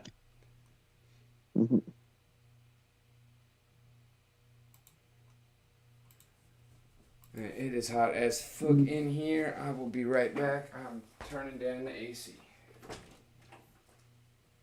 I know, oh, well, I'll wait for him to come back. I'm listening. It was just right outside the door. Oh, the guy who's doing the TerraCore project is using AI art for all of his stuff. Interesting. AI art tarot cards. First I've heard of this. Not tarot cards. TerraCore. The new Hive game. Oh, okay. Actually, I was just claiming my shit on TerraCore. How are you doing on there? I'm doing all right. I'm at 80 favor, Still only 6 engineering, 81 damage, 70 defense. I bought one item so far, and I got a little ship and one crate. That was it. I did not get any crates. I'm at 23 favor, 83.8 damage, 90 defense, 5 engineering, 21 stash size. Yeah, so you got a bit more defense than me. I pushed my stash size and my favor up a lot over the last couple of weeks. But I've never really sold this coin. And I only bought enough to buy one crate I'm to do a video probably about it. like 2 hive in the hole now from buying that equipment. But I've pulled enough to be in profit a couple of times and then reinvested a bit more after that. Yeah, I've been meaning to look at the equipment market and maybe buy some of it because they're selling stuff so cheap for that game right now, and a lot of people are sleeping on it. And everybody was like, "Oh, Golem Overlord is so amazing," and then Golem Overlord to me is like, I don't know, it's kind of weird. How so? How's it different? I haven't actually fucked with it. It's not. It's like a copy of the game, but they just added a little bit more of it. So instead of, what we have like 5 stats, they have 6. But the thing that he did is the tokenomics are maybe better because you have to burn a crap load of the coins you earn, or if you don't burn them, then you stop earning them. So if you're just claiming and dumping, you'll eventually not be able to earn the token anymore. And then the only way your account would be able to earn them again is if you went out and bought them, brought them back into the game, and then burned them. Which is probably still a better way to do things in the race to the bottom that games like this seem to be. Yeah, and it was working for a little bit. And their coin was holding up at like 2 hive. But now it's down, I think, to like half a hive. But they like, because unless you've burned 80% of what you've got from them, you go down to 75%. And then if you're under 50%, you only get 25% of your rewards or something like that. And if you're under 25%, you get no rewards. But yeah, it's down to like half a hive now, a little less than half a hive. It's still holding up better than scrap, unfortunately. But the problem with scrap is like you have to really be forward thinking if you want to burn a whole bunch of it into like discovering the planet and stuff, and people were just willing to dump it instead. So it's kind of a bummer. It's like it's what happens with so many projects that like if there's any like your community needs to be responsible to not ruin the value, they never are. There's always too many people who are just selling or not using the token how you wanted. And then that was the game that was an alpha, wasn't it? When I was up there? Maybe. Like you had gotten into it at the time, and like you had talked to it, and it was in an alpha status where not everybody could enter into it when I was down there.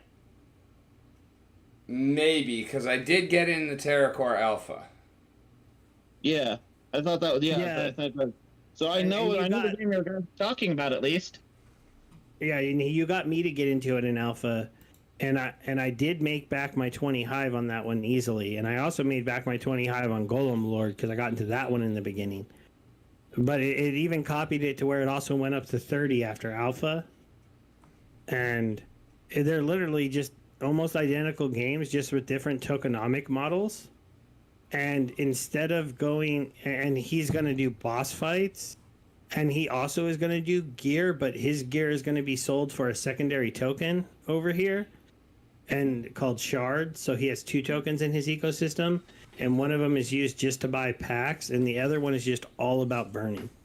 But the other thing that he did is your earning rate of the token now you have to burn tokens towards that, or it continues to drop, and so your character will just stop generating the tokens unless you're burning tokens into that thing. So it's like it's a weird. It's like a game where you're constantly. He's constantly pushing you to like just burn. So it's interesting because you can keep playing the game, but you're like, when am I ever going to make any profit out of this? And I guess that's the challenge, though. Is like you don't want people to want to make that much profit. You want them to just play the game. Yeah.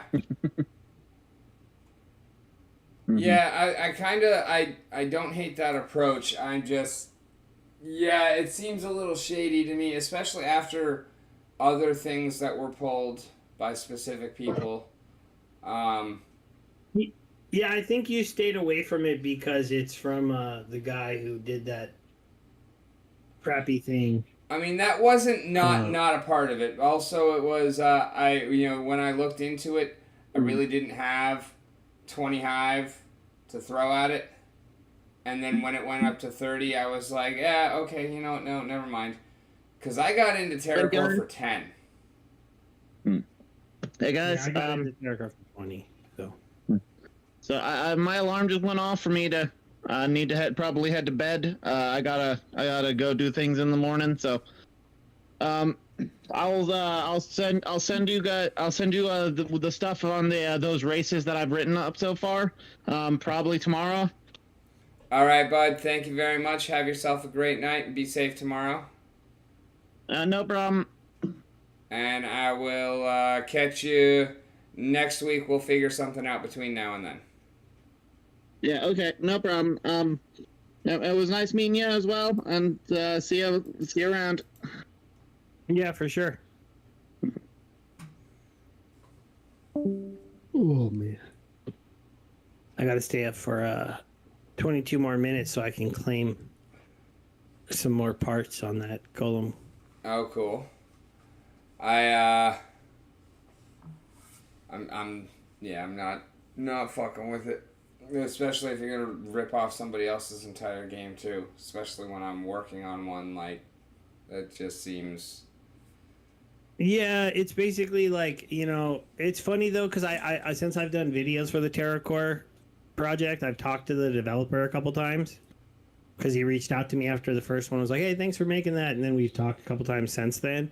And he watched my second video I made on TerraCore, where I haven't covered Golem Overlord yet, because I kind of feel like Golem Overlord is just a copy, and I don't like that. So I don't think I'm ever going to cover that project, even though I'm playing it. Because, I'm making some hive out of it, but honestly, I'm just going to keep making hive out of it. Hopefully. But it's like, I'm not going to give any, like, glory to your copy of this other game. Right. At least, at least no free coverage for Gene Pool. So, we'll see. Because my TerraCore videos actually do well. One of them got, like, over 1,000 views. The other one got, like, 400 or 500. It's more than my Splinterlands stuff lately. Nice. So people were interested in seeing it and stuff, and... Man, I am so fucking pissed off at Splinterlands right now. I don't know. What are you mad about? You were kind of engrossed in conversation, so I don't think you actually saw it. But while you were on Splinterlands TV, I did kind of put it in the chat. I finally got the chance to put together, like, the ultimate version of a team that I've been talking about for a long fucking time. And I was super excited. I was putting the shit together. We were talking about it. We were having a great old fucking time here on the stream. And then I hit battle. And it didn't take the fucking team. It made me flee. So I don't even get to see that fucking team work. But check this out. 3 Bloodlusts. 2 Resurrects. Repair. Heal. And Taunt. Wow. Right? Just hearing that, you probably already have the team comp more or less picked out in your head. But is this you want to see it happen, brawl, right? Or no, in ranked. Yeah. In ranked. In ranked. Is it fire? No, life. Life. Is it using the new summoner? Yep.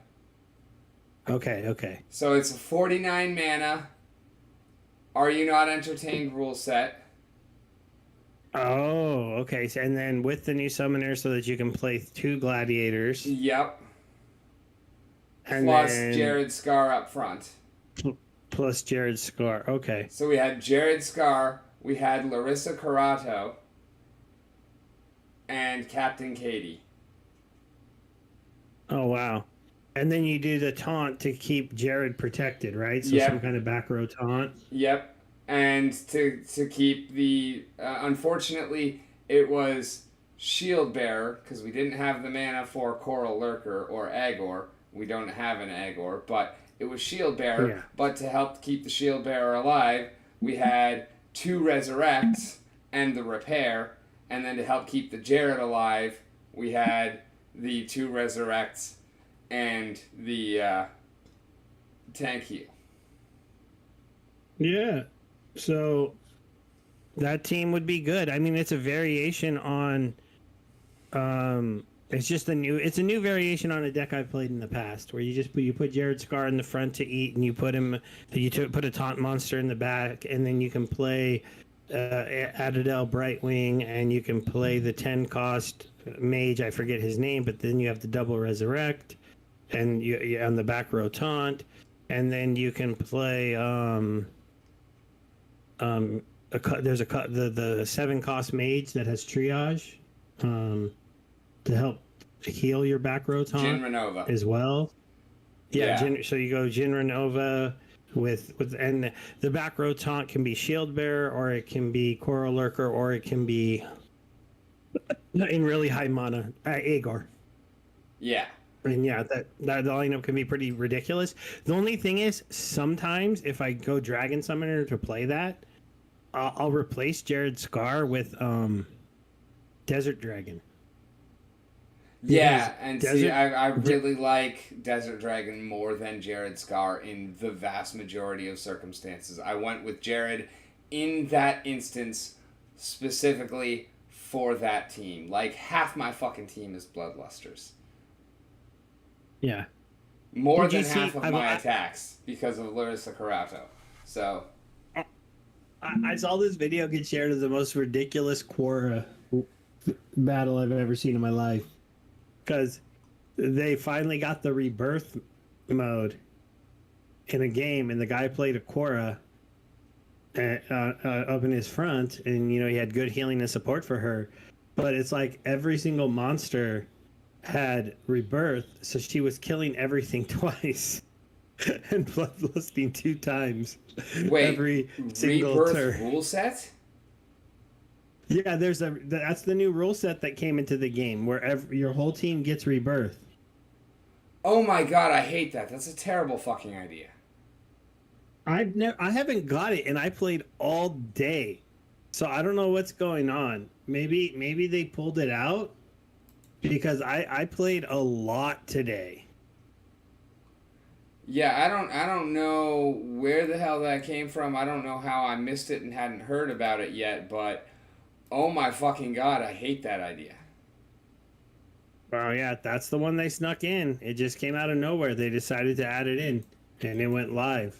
And it's kind of funny because I think that Jim and I had actually had a conversation about that. Or I know I've had a conversation about that with somebody, and the idea got bandied about, and it was like, no, they wouldn't do that. That's a terrible idea. That's so fucking stupid. That's fatigue rounds.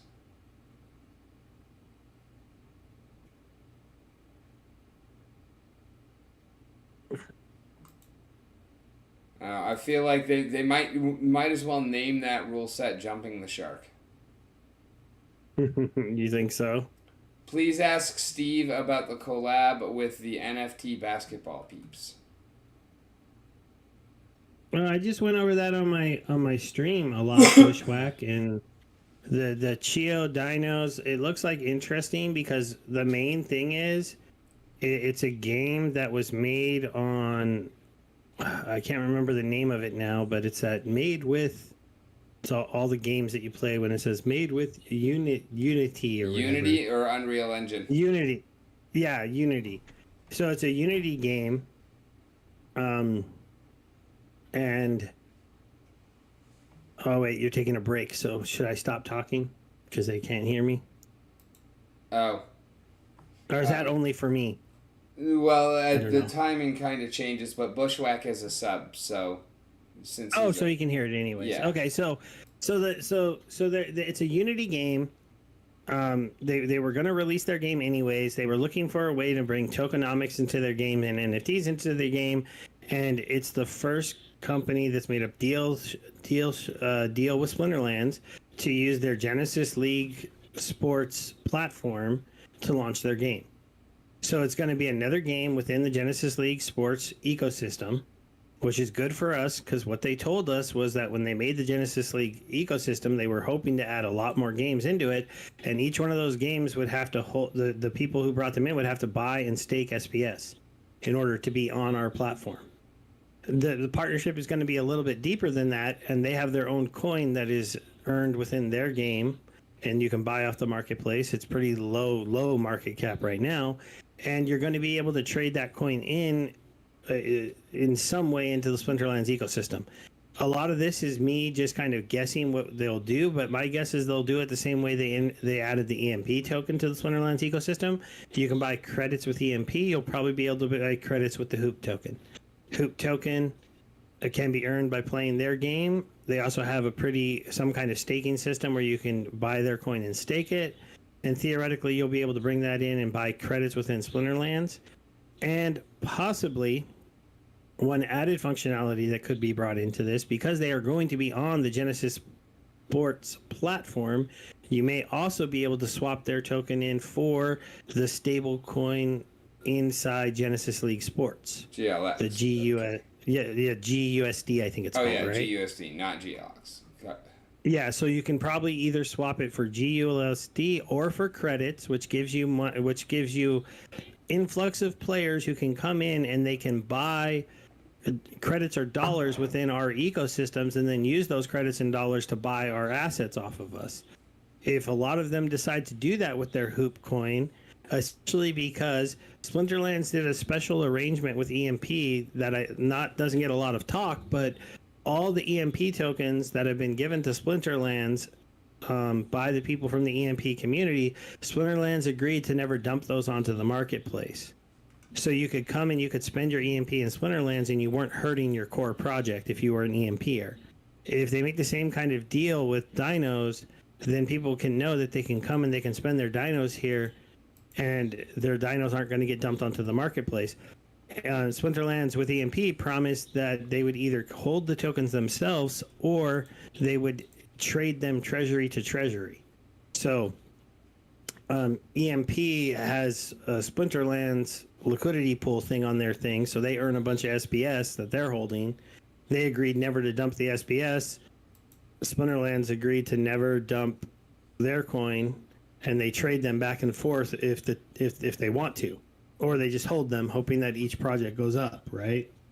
Because then they're just got extra money, in theory, and eventually maybe they, I don't know, make a deal to sell them between the two treasuries.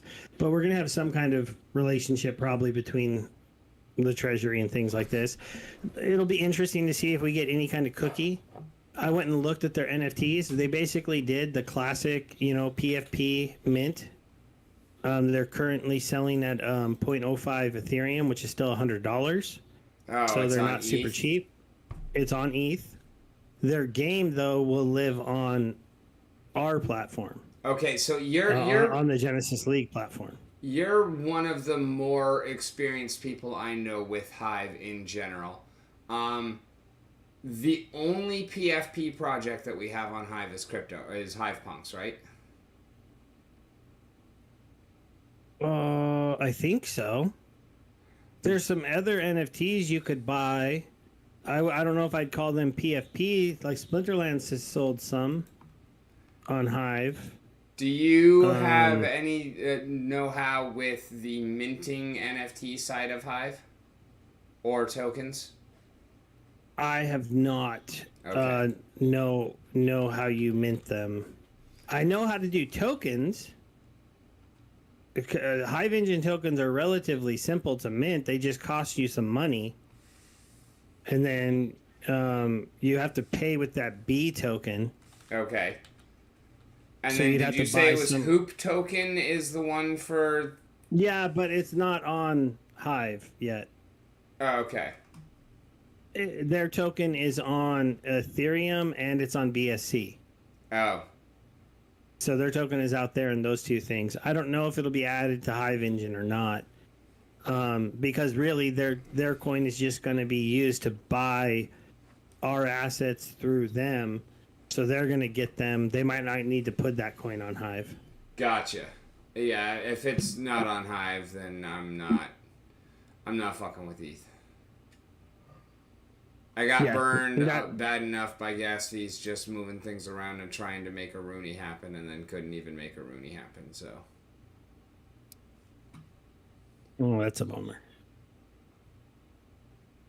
So. But yeah, I mean, it's exciting because they always said that the Genesis League Sports was hopefully going to be a game platform. I want to they see had hockey. Yeah, well, the idea is they don't want to make hockey; they want to find somebody else who's going to make it. And Yeah. I mean, if they're making a little Dino NBA Jam game and people might be playing it, and they want to host it on our ecosystem because we know how to do the NFTs and we know how to do the tokenomics and we can set all that up for you. We can issue your tokens and bring them into our ecosystem and do all of that.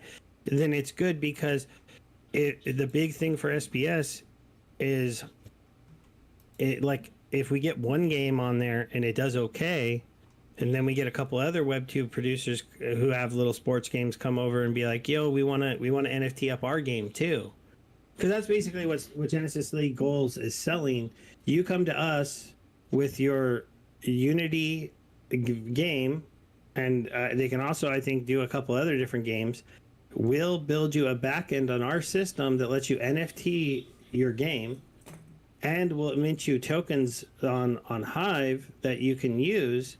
And you know they're using all their Hive power and everything to free accounts for your players when they come in, yada yada yada, do get you guys all up and going. And that's one of the things that's really cool about the Hive ecosystem. When you have these massive Hive whales that Matt Nagy are, and the Splinterlands account is, they have all those resource credits that they can delegate out to people, so they can bring people over and bring games over and bring them into our ecosystem. And just if in a couple years we're not just looking at Splinterlands, the game with the land thing, with the stuff that Weird wants to build, but also maybe 10 to 20 different games living on the Genesis League's platform, and people are going there to play, pick your crypto game where you can play and earn anyone you want. There's just, picture any of those little like gaming platforms you go to where you see like 10, 15 games listed that you can play, but they'd all be Web 2 games. Web 3 games in our ecosystem, and every single one of those games would be staking like 100k SPS or however much SPS it costs. I don't remember. So you could have millions of SPS locked up off of our ecosystem, which would be pretty cool. Yeah, taking them from the circulating supply would definitely be pretty nice. It seems like they're really pushing hard on the SaaS side of things, which is pretty cool to see. Like, I like the company having other forms of real income other than draining players' wallets. Like, I understand, as a game company, like, that is your primary source of things and whatnot. I'm not complaining about the fact that, Splinterlands has to make money, but I'm glad that they can get some from elsewhere than, players. Yeah. And if the more that they can do out there, then maybe... Ooh, wow. Yeah, I got inspired to open a pack, and I pulled a legendary card. I wonder what it's going to be. Nice. Let's see, I got a Riftwing, I got a Blinding, let's see, I got a rare, a General Sloan, and a... Oh, it's gold. Congrats. But it's but it's a fiend. So not crazy value there, but still gold legendary. That's not bad. I've still never pulled one of my own, so I just single packed a fungus fiend. The gold legendary. That was kind of funny.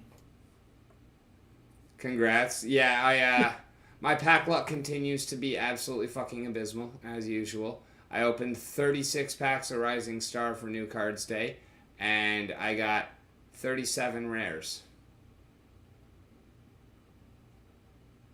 I stopped buying Rising Star stuff. I don't even play anymore. I really... You want my stuff? Honestly, kind of... like, it's my style of game. So I keep at it, even though I'm not high hopes on it anymore. But I enjoy it. I like Jux. I like the humor. The community's pretty cool. I've kind of given up on actually making anything off of it, but I still play it. I played it pretty hard for a long time. Now I can't even find the game because I freaking cleared my cache. RisingStarGame.com.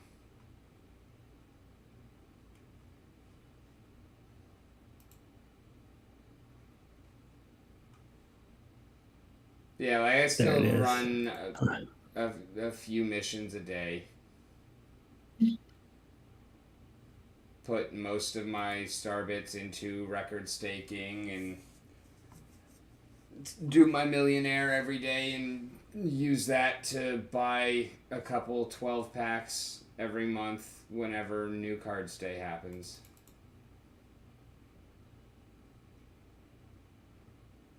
Well, yeah, then you have more stuff than me. I never became a Starbits millionaire. And my cards. Let's see. Currently level 107. Oh, well, I'm level 132, so you must have just went harder than me at buying Starbits. The rarest stuff I have 60,000 fans, 93,000 skill. Oh wow, well you're probably crushing me there. Funny, I was playing this game for a long time without even realizing that if you did the trainings that you got permanent upgrades. Oh, see, I went very hard on the training early on. And still kind of keep up with it a lot. Like, my actual total ego right now with 307 drunks is 60,011, or sorry, is 84,461, including, like, because I got 24,000 from missions.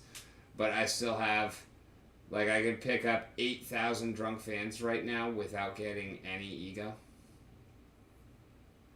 Yeah, I only have 10,000 fans, and then my luck's only 1,500, and my skill is only 12,000. So, not very good. I have 265 cards now. I'm at 1537. Because I went through and I bought like almost every single common card I own, like the complete collection, and the vast majority of the rares that aren't super duper old. Like I went hard on collecting those, completing the collection, got the millionaire card, and have been opening, at least 24 packs every single month for like a year and a half. I still have not pulled a legendary. Really? Yeah, I opened 36 packs on the first of the month. I still have not pulled a legendary. And I didn't even get an epic out of those 36 packs.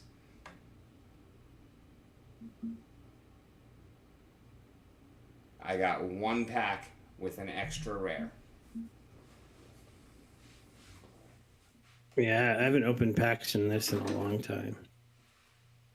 I was working on the fan club before I quit. I had made it up to fan card 12. Oh, fuck, nice. I'm not nearly that high. I think I'm on like 4 or 5, maybe even 6. Yeah, that's what I was working on. I was working on the fan card clubs, and I got up to 12, but then I kind of stopped playing. And Star Pro's just so expensive. Yeah. And Star Bits are just so cheap. Like, it's...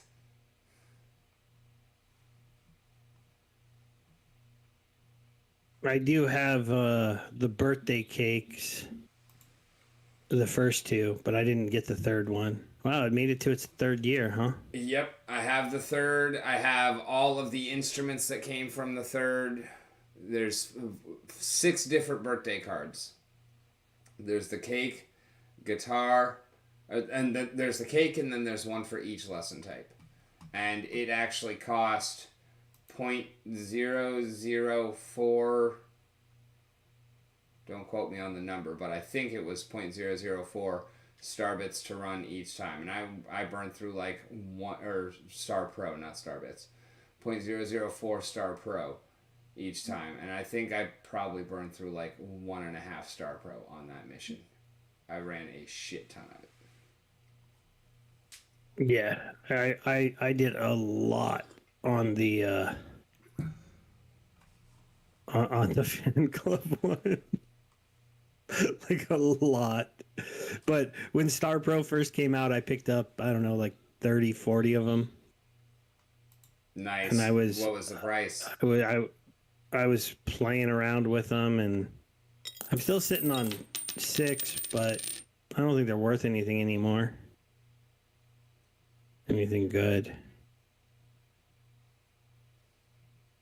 I don't know if I have any legendary cards. How do you even... Like, that's one of the things that always bugged me about this. Is like, it's so hard to figure out the card if any of your names tell you. Like your own stack. Numbers. They actually say legendary? Well, yes. In the middle of the card they do, but just the card number will tell you. You tell me what the card number is, I can tell you what it is. Like my card is like R206. An R178. That's a rare. Oh, I see it now. It's on the bottom of the card. Yeah, and also R means it's a rare. I means it's a common instrument. E means it's an epic. L means it's a legendary. S means it's a special. Yeah, I've got some specials, but I don't have any legendary... any instruments. Let's check my people. I think I've only got specials.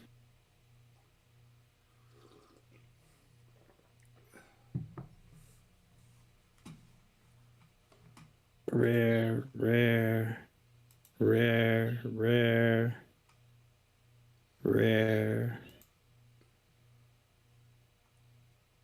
Oh, I have one epic Pop Diva.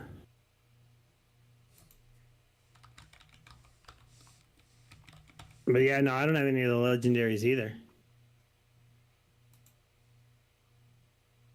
I do have specials. I have Mr. Undead Fred and Mozart and Beethoven, Brahms.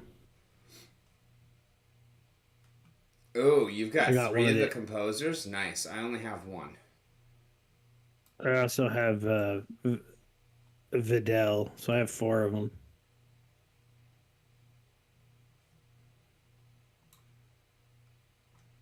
The And then only I one I have the Easter is... card from last year.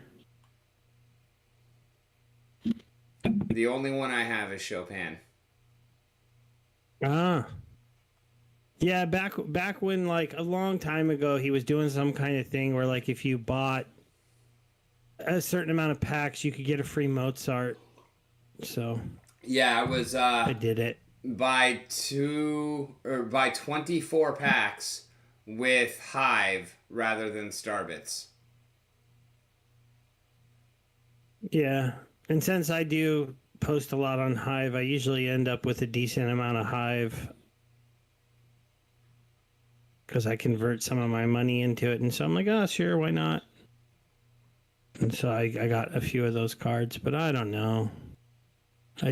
got a little bored, and like it just didn't seem like this was ever going to get like a lot of people to play it that, you Right. know, would start buying stuff. Yeah, I think that the economy might very well be completely fucked, but I kind of still enjoy it, and so I don't mind. Like every now and then, I do still take some star bits out and put it into Hive just to like why not? But I at this point I'm not playing for profit. I'm playing because I think the game is cool. Yeah, and like he does that radio show on YouTube, and he's like a cool guy, but like nobody, like I felt bad the other day because I saw like it on my feed, and I'm like, oh man, nobody watched it. Man, come on, people. Though my crypto videos don't get watched very much either anymore, so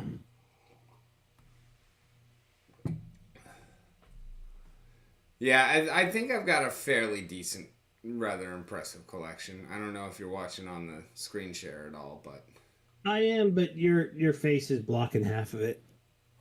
oh yeah, that's right. Thank you for that because I totally.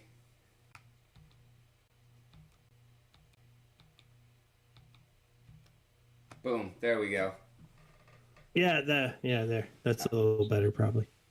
I forgot to put it back from when I was showing you the planet. Yeah. I was like, yeah, I can see half of them, but but yeah, that's a really good connection. The cards, look cool and stuff. It's just it didn't seem like he could ever figure out his economy. Yeah, the tokenomic side of things are kind of jacked, and the millionaire card only exacerbated things. Yeah, like for a while, people were saying like, you know, get your hands on the millionaire card, and then I was kind of like, I kept looking at it. I'm like, it's gonna take so long to pay off. I don't think, like, it didn't make sense to me. So I never picked one up. Yeah, I kind of regret because it cost me $142 to buy my million.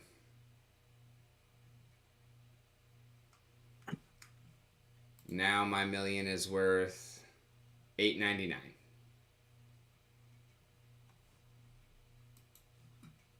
Yeah. And I don't think we're coming back from that. Now that being said, I have definitely pulled out over $100 worth. So like the loss is not that bad. And even though I'm now pulling out very small amounts, it's still not insignificant. It's, maybe $1 a month, $2 a month, not a lot. But considering that I'm still growing within the game and able to pull out, a couple hive here, a couple hive there, just to help fuel other things and liquidity pools and whatnot, it's not nothing. Yeah, no, I admit, you know, especially if it's something you enjoy, there's no reason to stop if you can still make a little bit of money. Um, I only stopped because I just stopped enjoying it, and just because I have, you know, I have to balance my time. Exactly. I already, There are a lot of other I games that I already, have quit for other various reasons. This is one that is like it's lessened, but I stick with it. Also, the fact that they added me in the game. Oh, you're in the game. Which card is you? R206. R206. Oh, I am on there. Let me go see. And like I actually use that as my business card and whatnot. It's cool.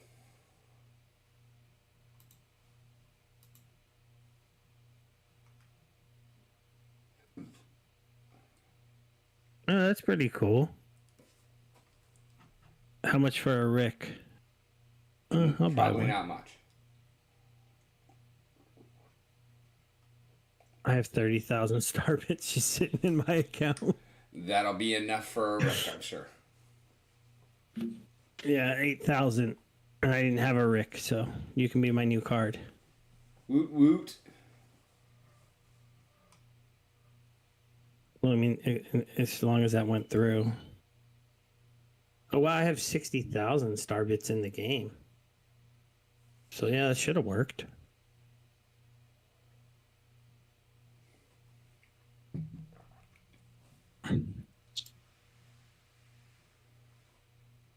Oh, I'm closing in on 6,000 missions. Nice.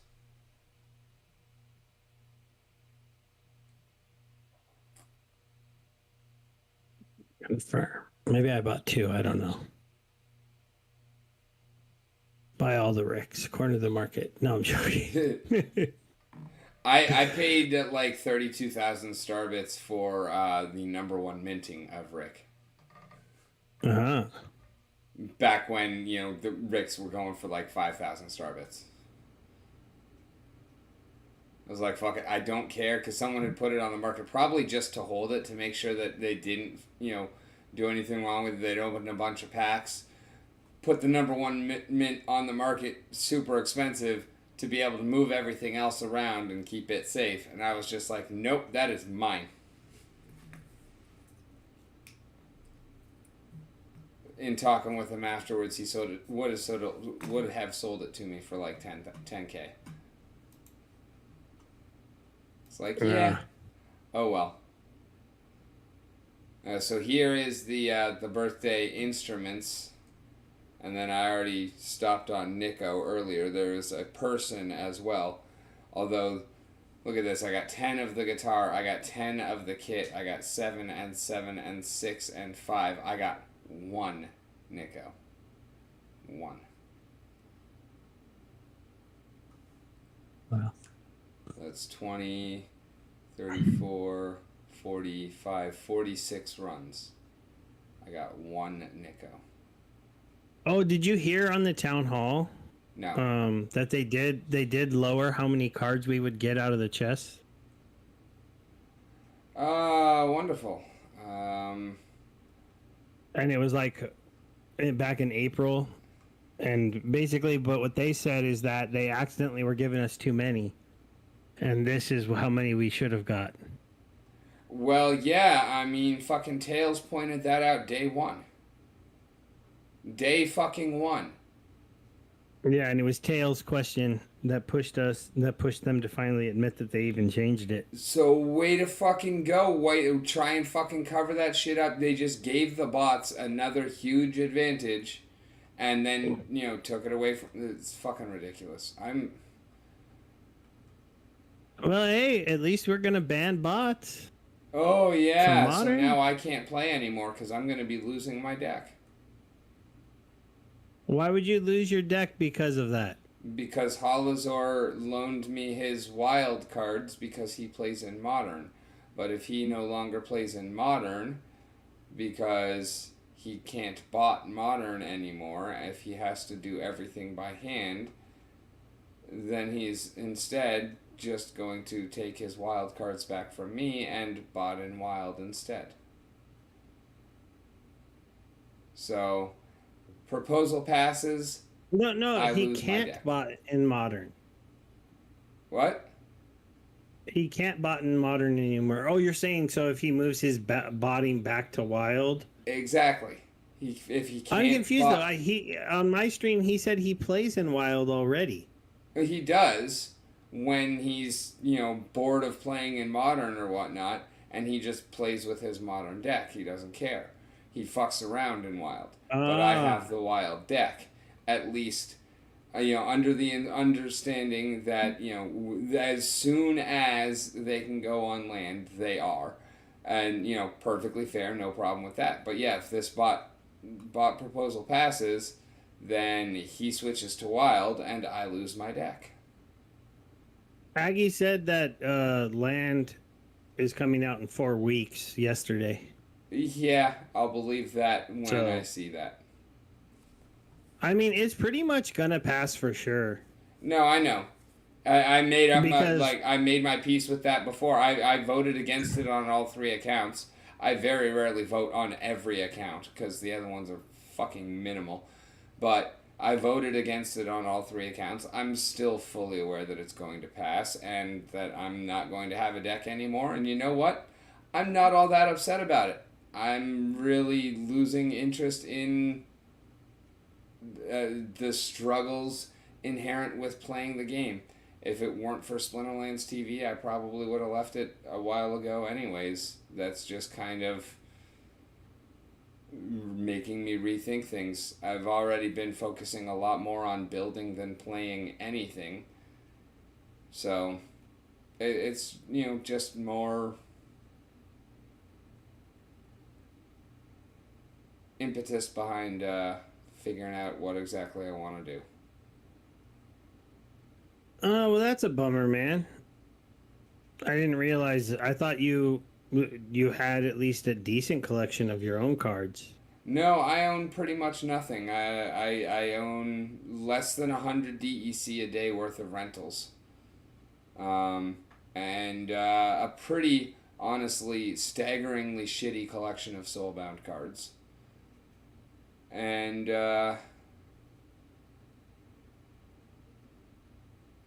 yeah, my one tiny little bot account that is currently in Modern definitely would not be able to do very well in Wild, I feel. I'll probably switch it over just because it's not like the fucking XBot token's gonna sell. So. Well, the XBot token is still sellable.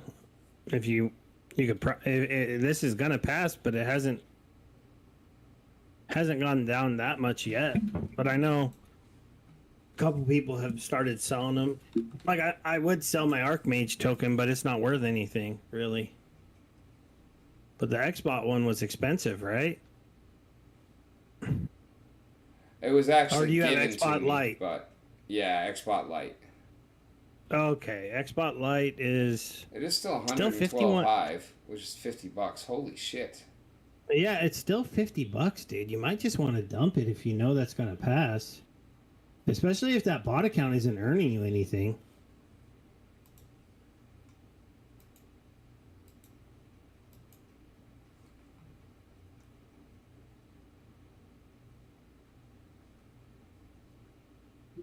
Yeah, my Archmage token is only worth $30. That's why I'm not I mean, it's stressing it been right doing now. pretty decent on the Soulbound front. It does have a gold Helios Matriarch and a Drybone Raider. I don't even have Drybone Raider on my fucking main. Well, yeah, I guess. Just something to pay attention to because it'll have to switch to Wild. Yeah. It still might be able to farm in Wild though. Yeah, especially because it's like bronze silver level.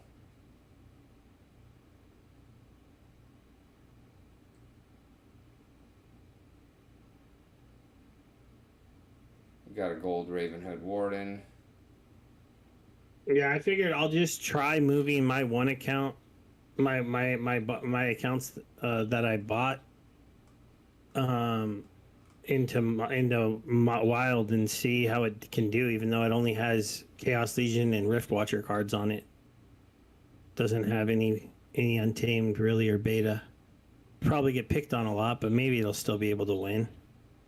In all honesty, it might sound weird, but coming from the perspective of somebody who's got all of the old stuff and none of the new stuff, the decks that I have the biggest problems with are the ones that have all of the Chaos Legion and Rift Watcher options and nothing else. And I don't have all of the Untamed options, or really I don't have anything out of Untamed pretty much. But like even just basically it's not quite complete, but figure I've got everything alpha and beta and then nothing from the rest. I lose pretty handily to somebody who's got all of Chaos Legion and Rift Watchers and none of the rest. Yeah, okay. Well, that's good to know. I would hang out a little bit longer, man, but it's getting kind of late, and I have to go back to work. Tomorrow's the end of my little vacation, so Yeah, you're good. Actually, I'm getting kind of to that point myself. We're a little over time. Not that that's a problem at all. We like to go over time as long as we're having a good time. But yeah, I'm definitely fading out as well. So we'll go ahead and take the opportunity to launch back into Splinterlands TV. Do you have anything you would like to say before you go, or any new projects that you want to let people know about? Anything like that, sir? No, man. Just guys, give Rick some Splinterland stuff. Come on. We got to keep him playing. I mean, I will But- definitely not be like leaving the game, like, period. I do still have a lot of love for Splinterlands, but I'm definitely kind of reconsidering have a lot of my level of commitment to playing it daily, and actually trying to care about my energy, because also I've been spending just way too much time with my energy at 50% or 50 lately, and it's just rough, like trying to play enough to keep up with things, especially since I got a new job and everything like that, and I'm spending so much more time with the building. It's just, yeah, there's a lot of things that are more pressing on my time at the moment, and then I'm looking more into kind of taking on more of. And as much as I love Splinterlands, it's just, I think it's going to be a smaller part of my life. What I'm really going to hate about not having a deck is not having the ability to fall back on being able to play for Splinterlands TV if there's nothing else particularly scintillating to focus the conversation on other than gameplay, which is not often, but it is occasionally the case. So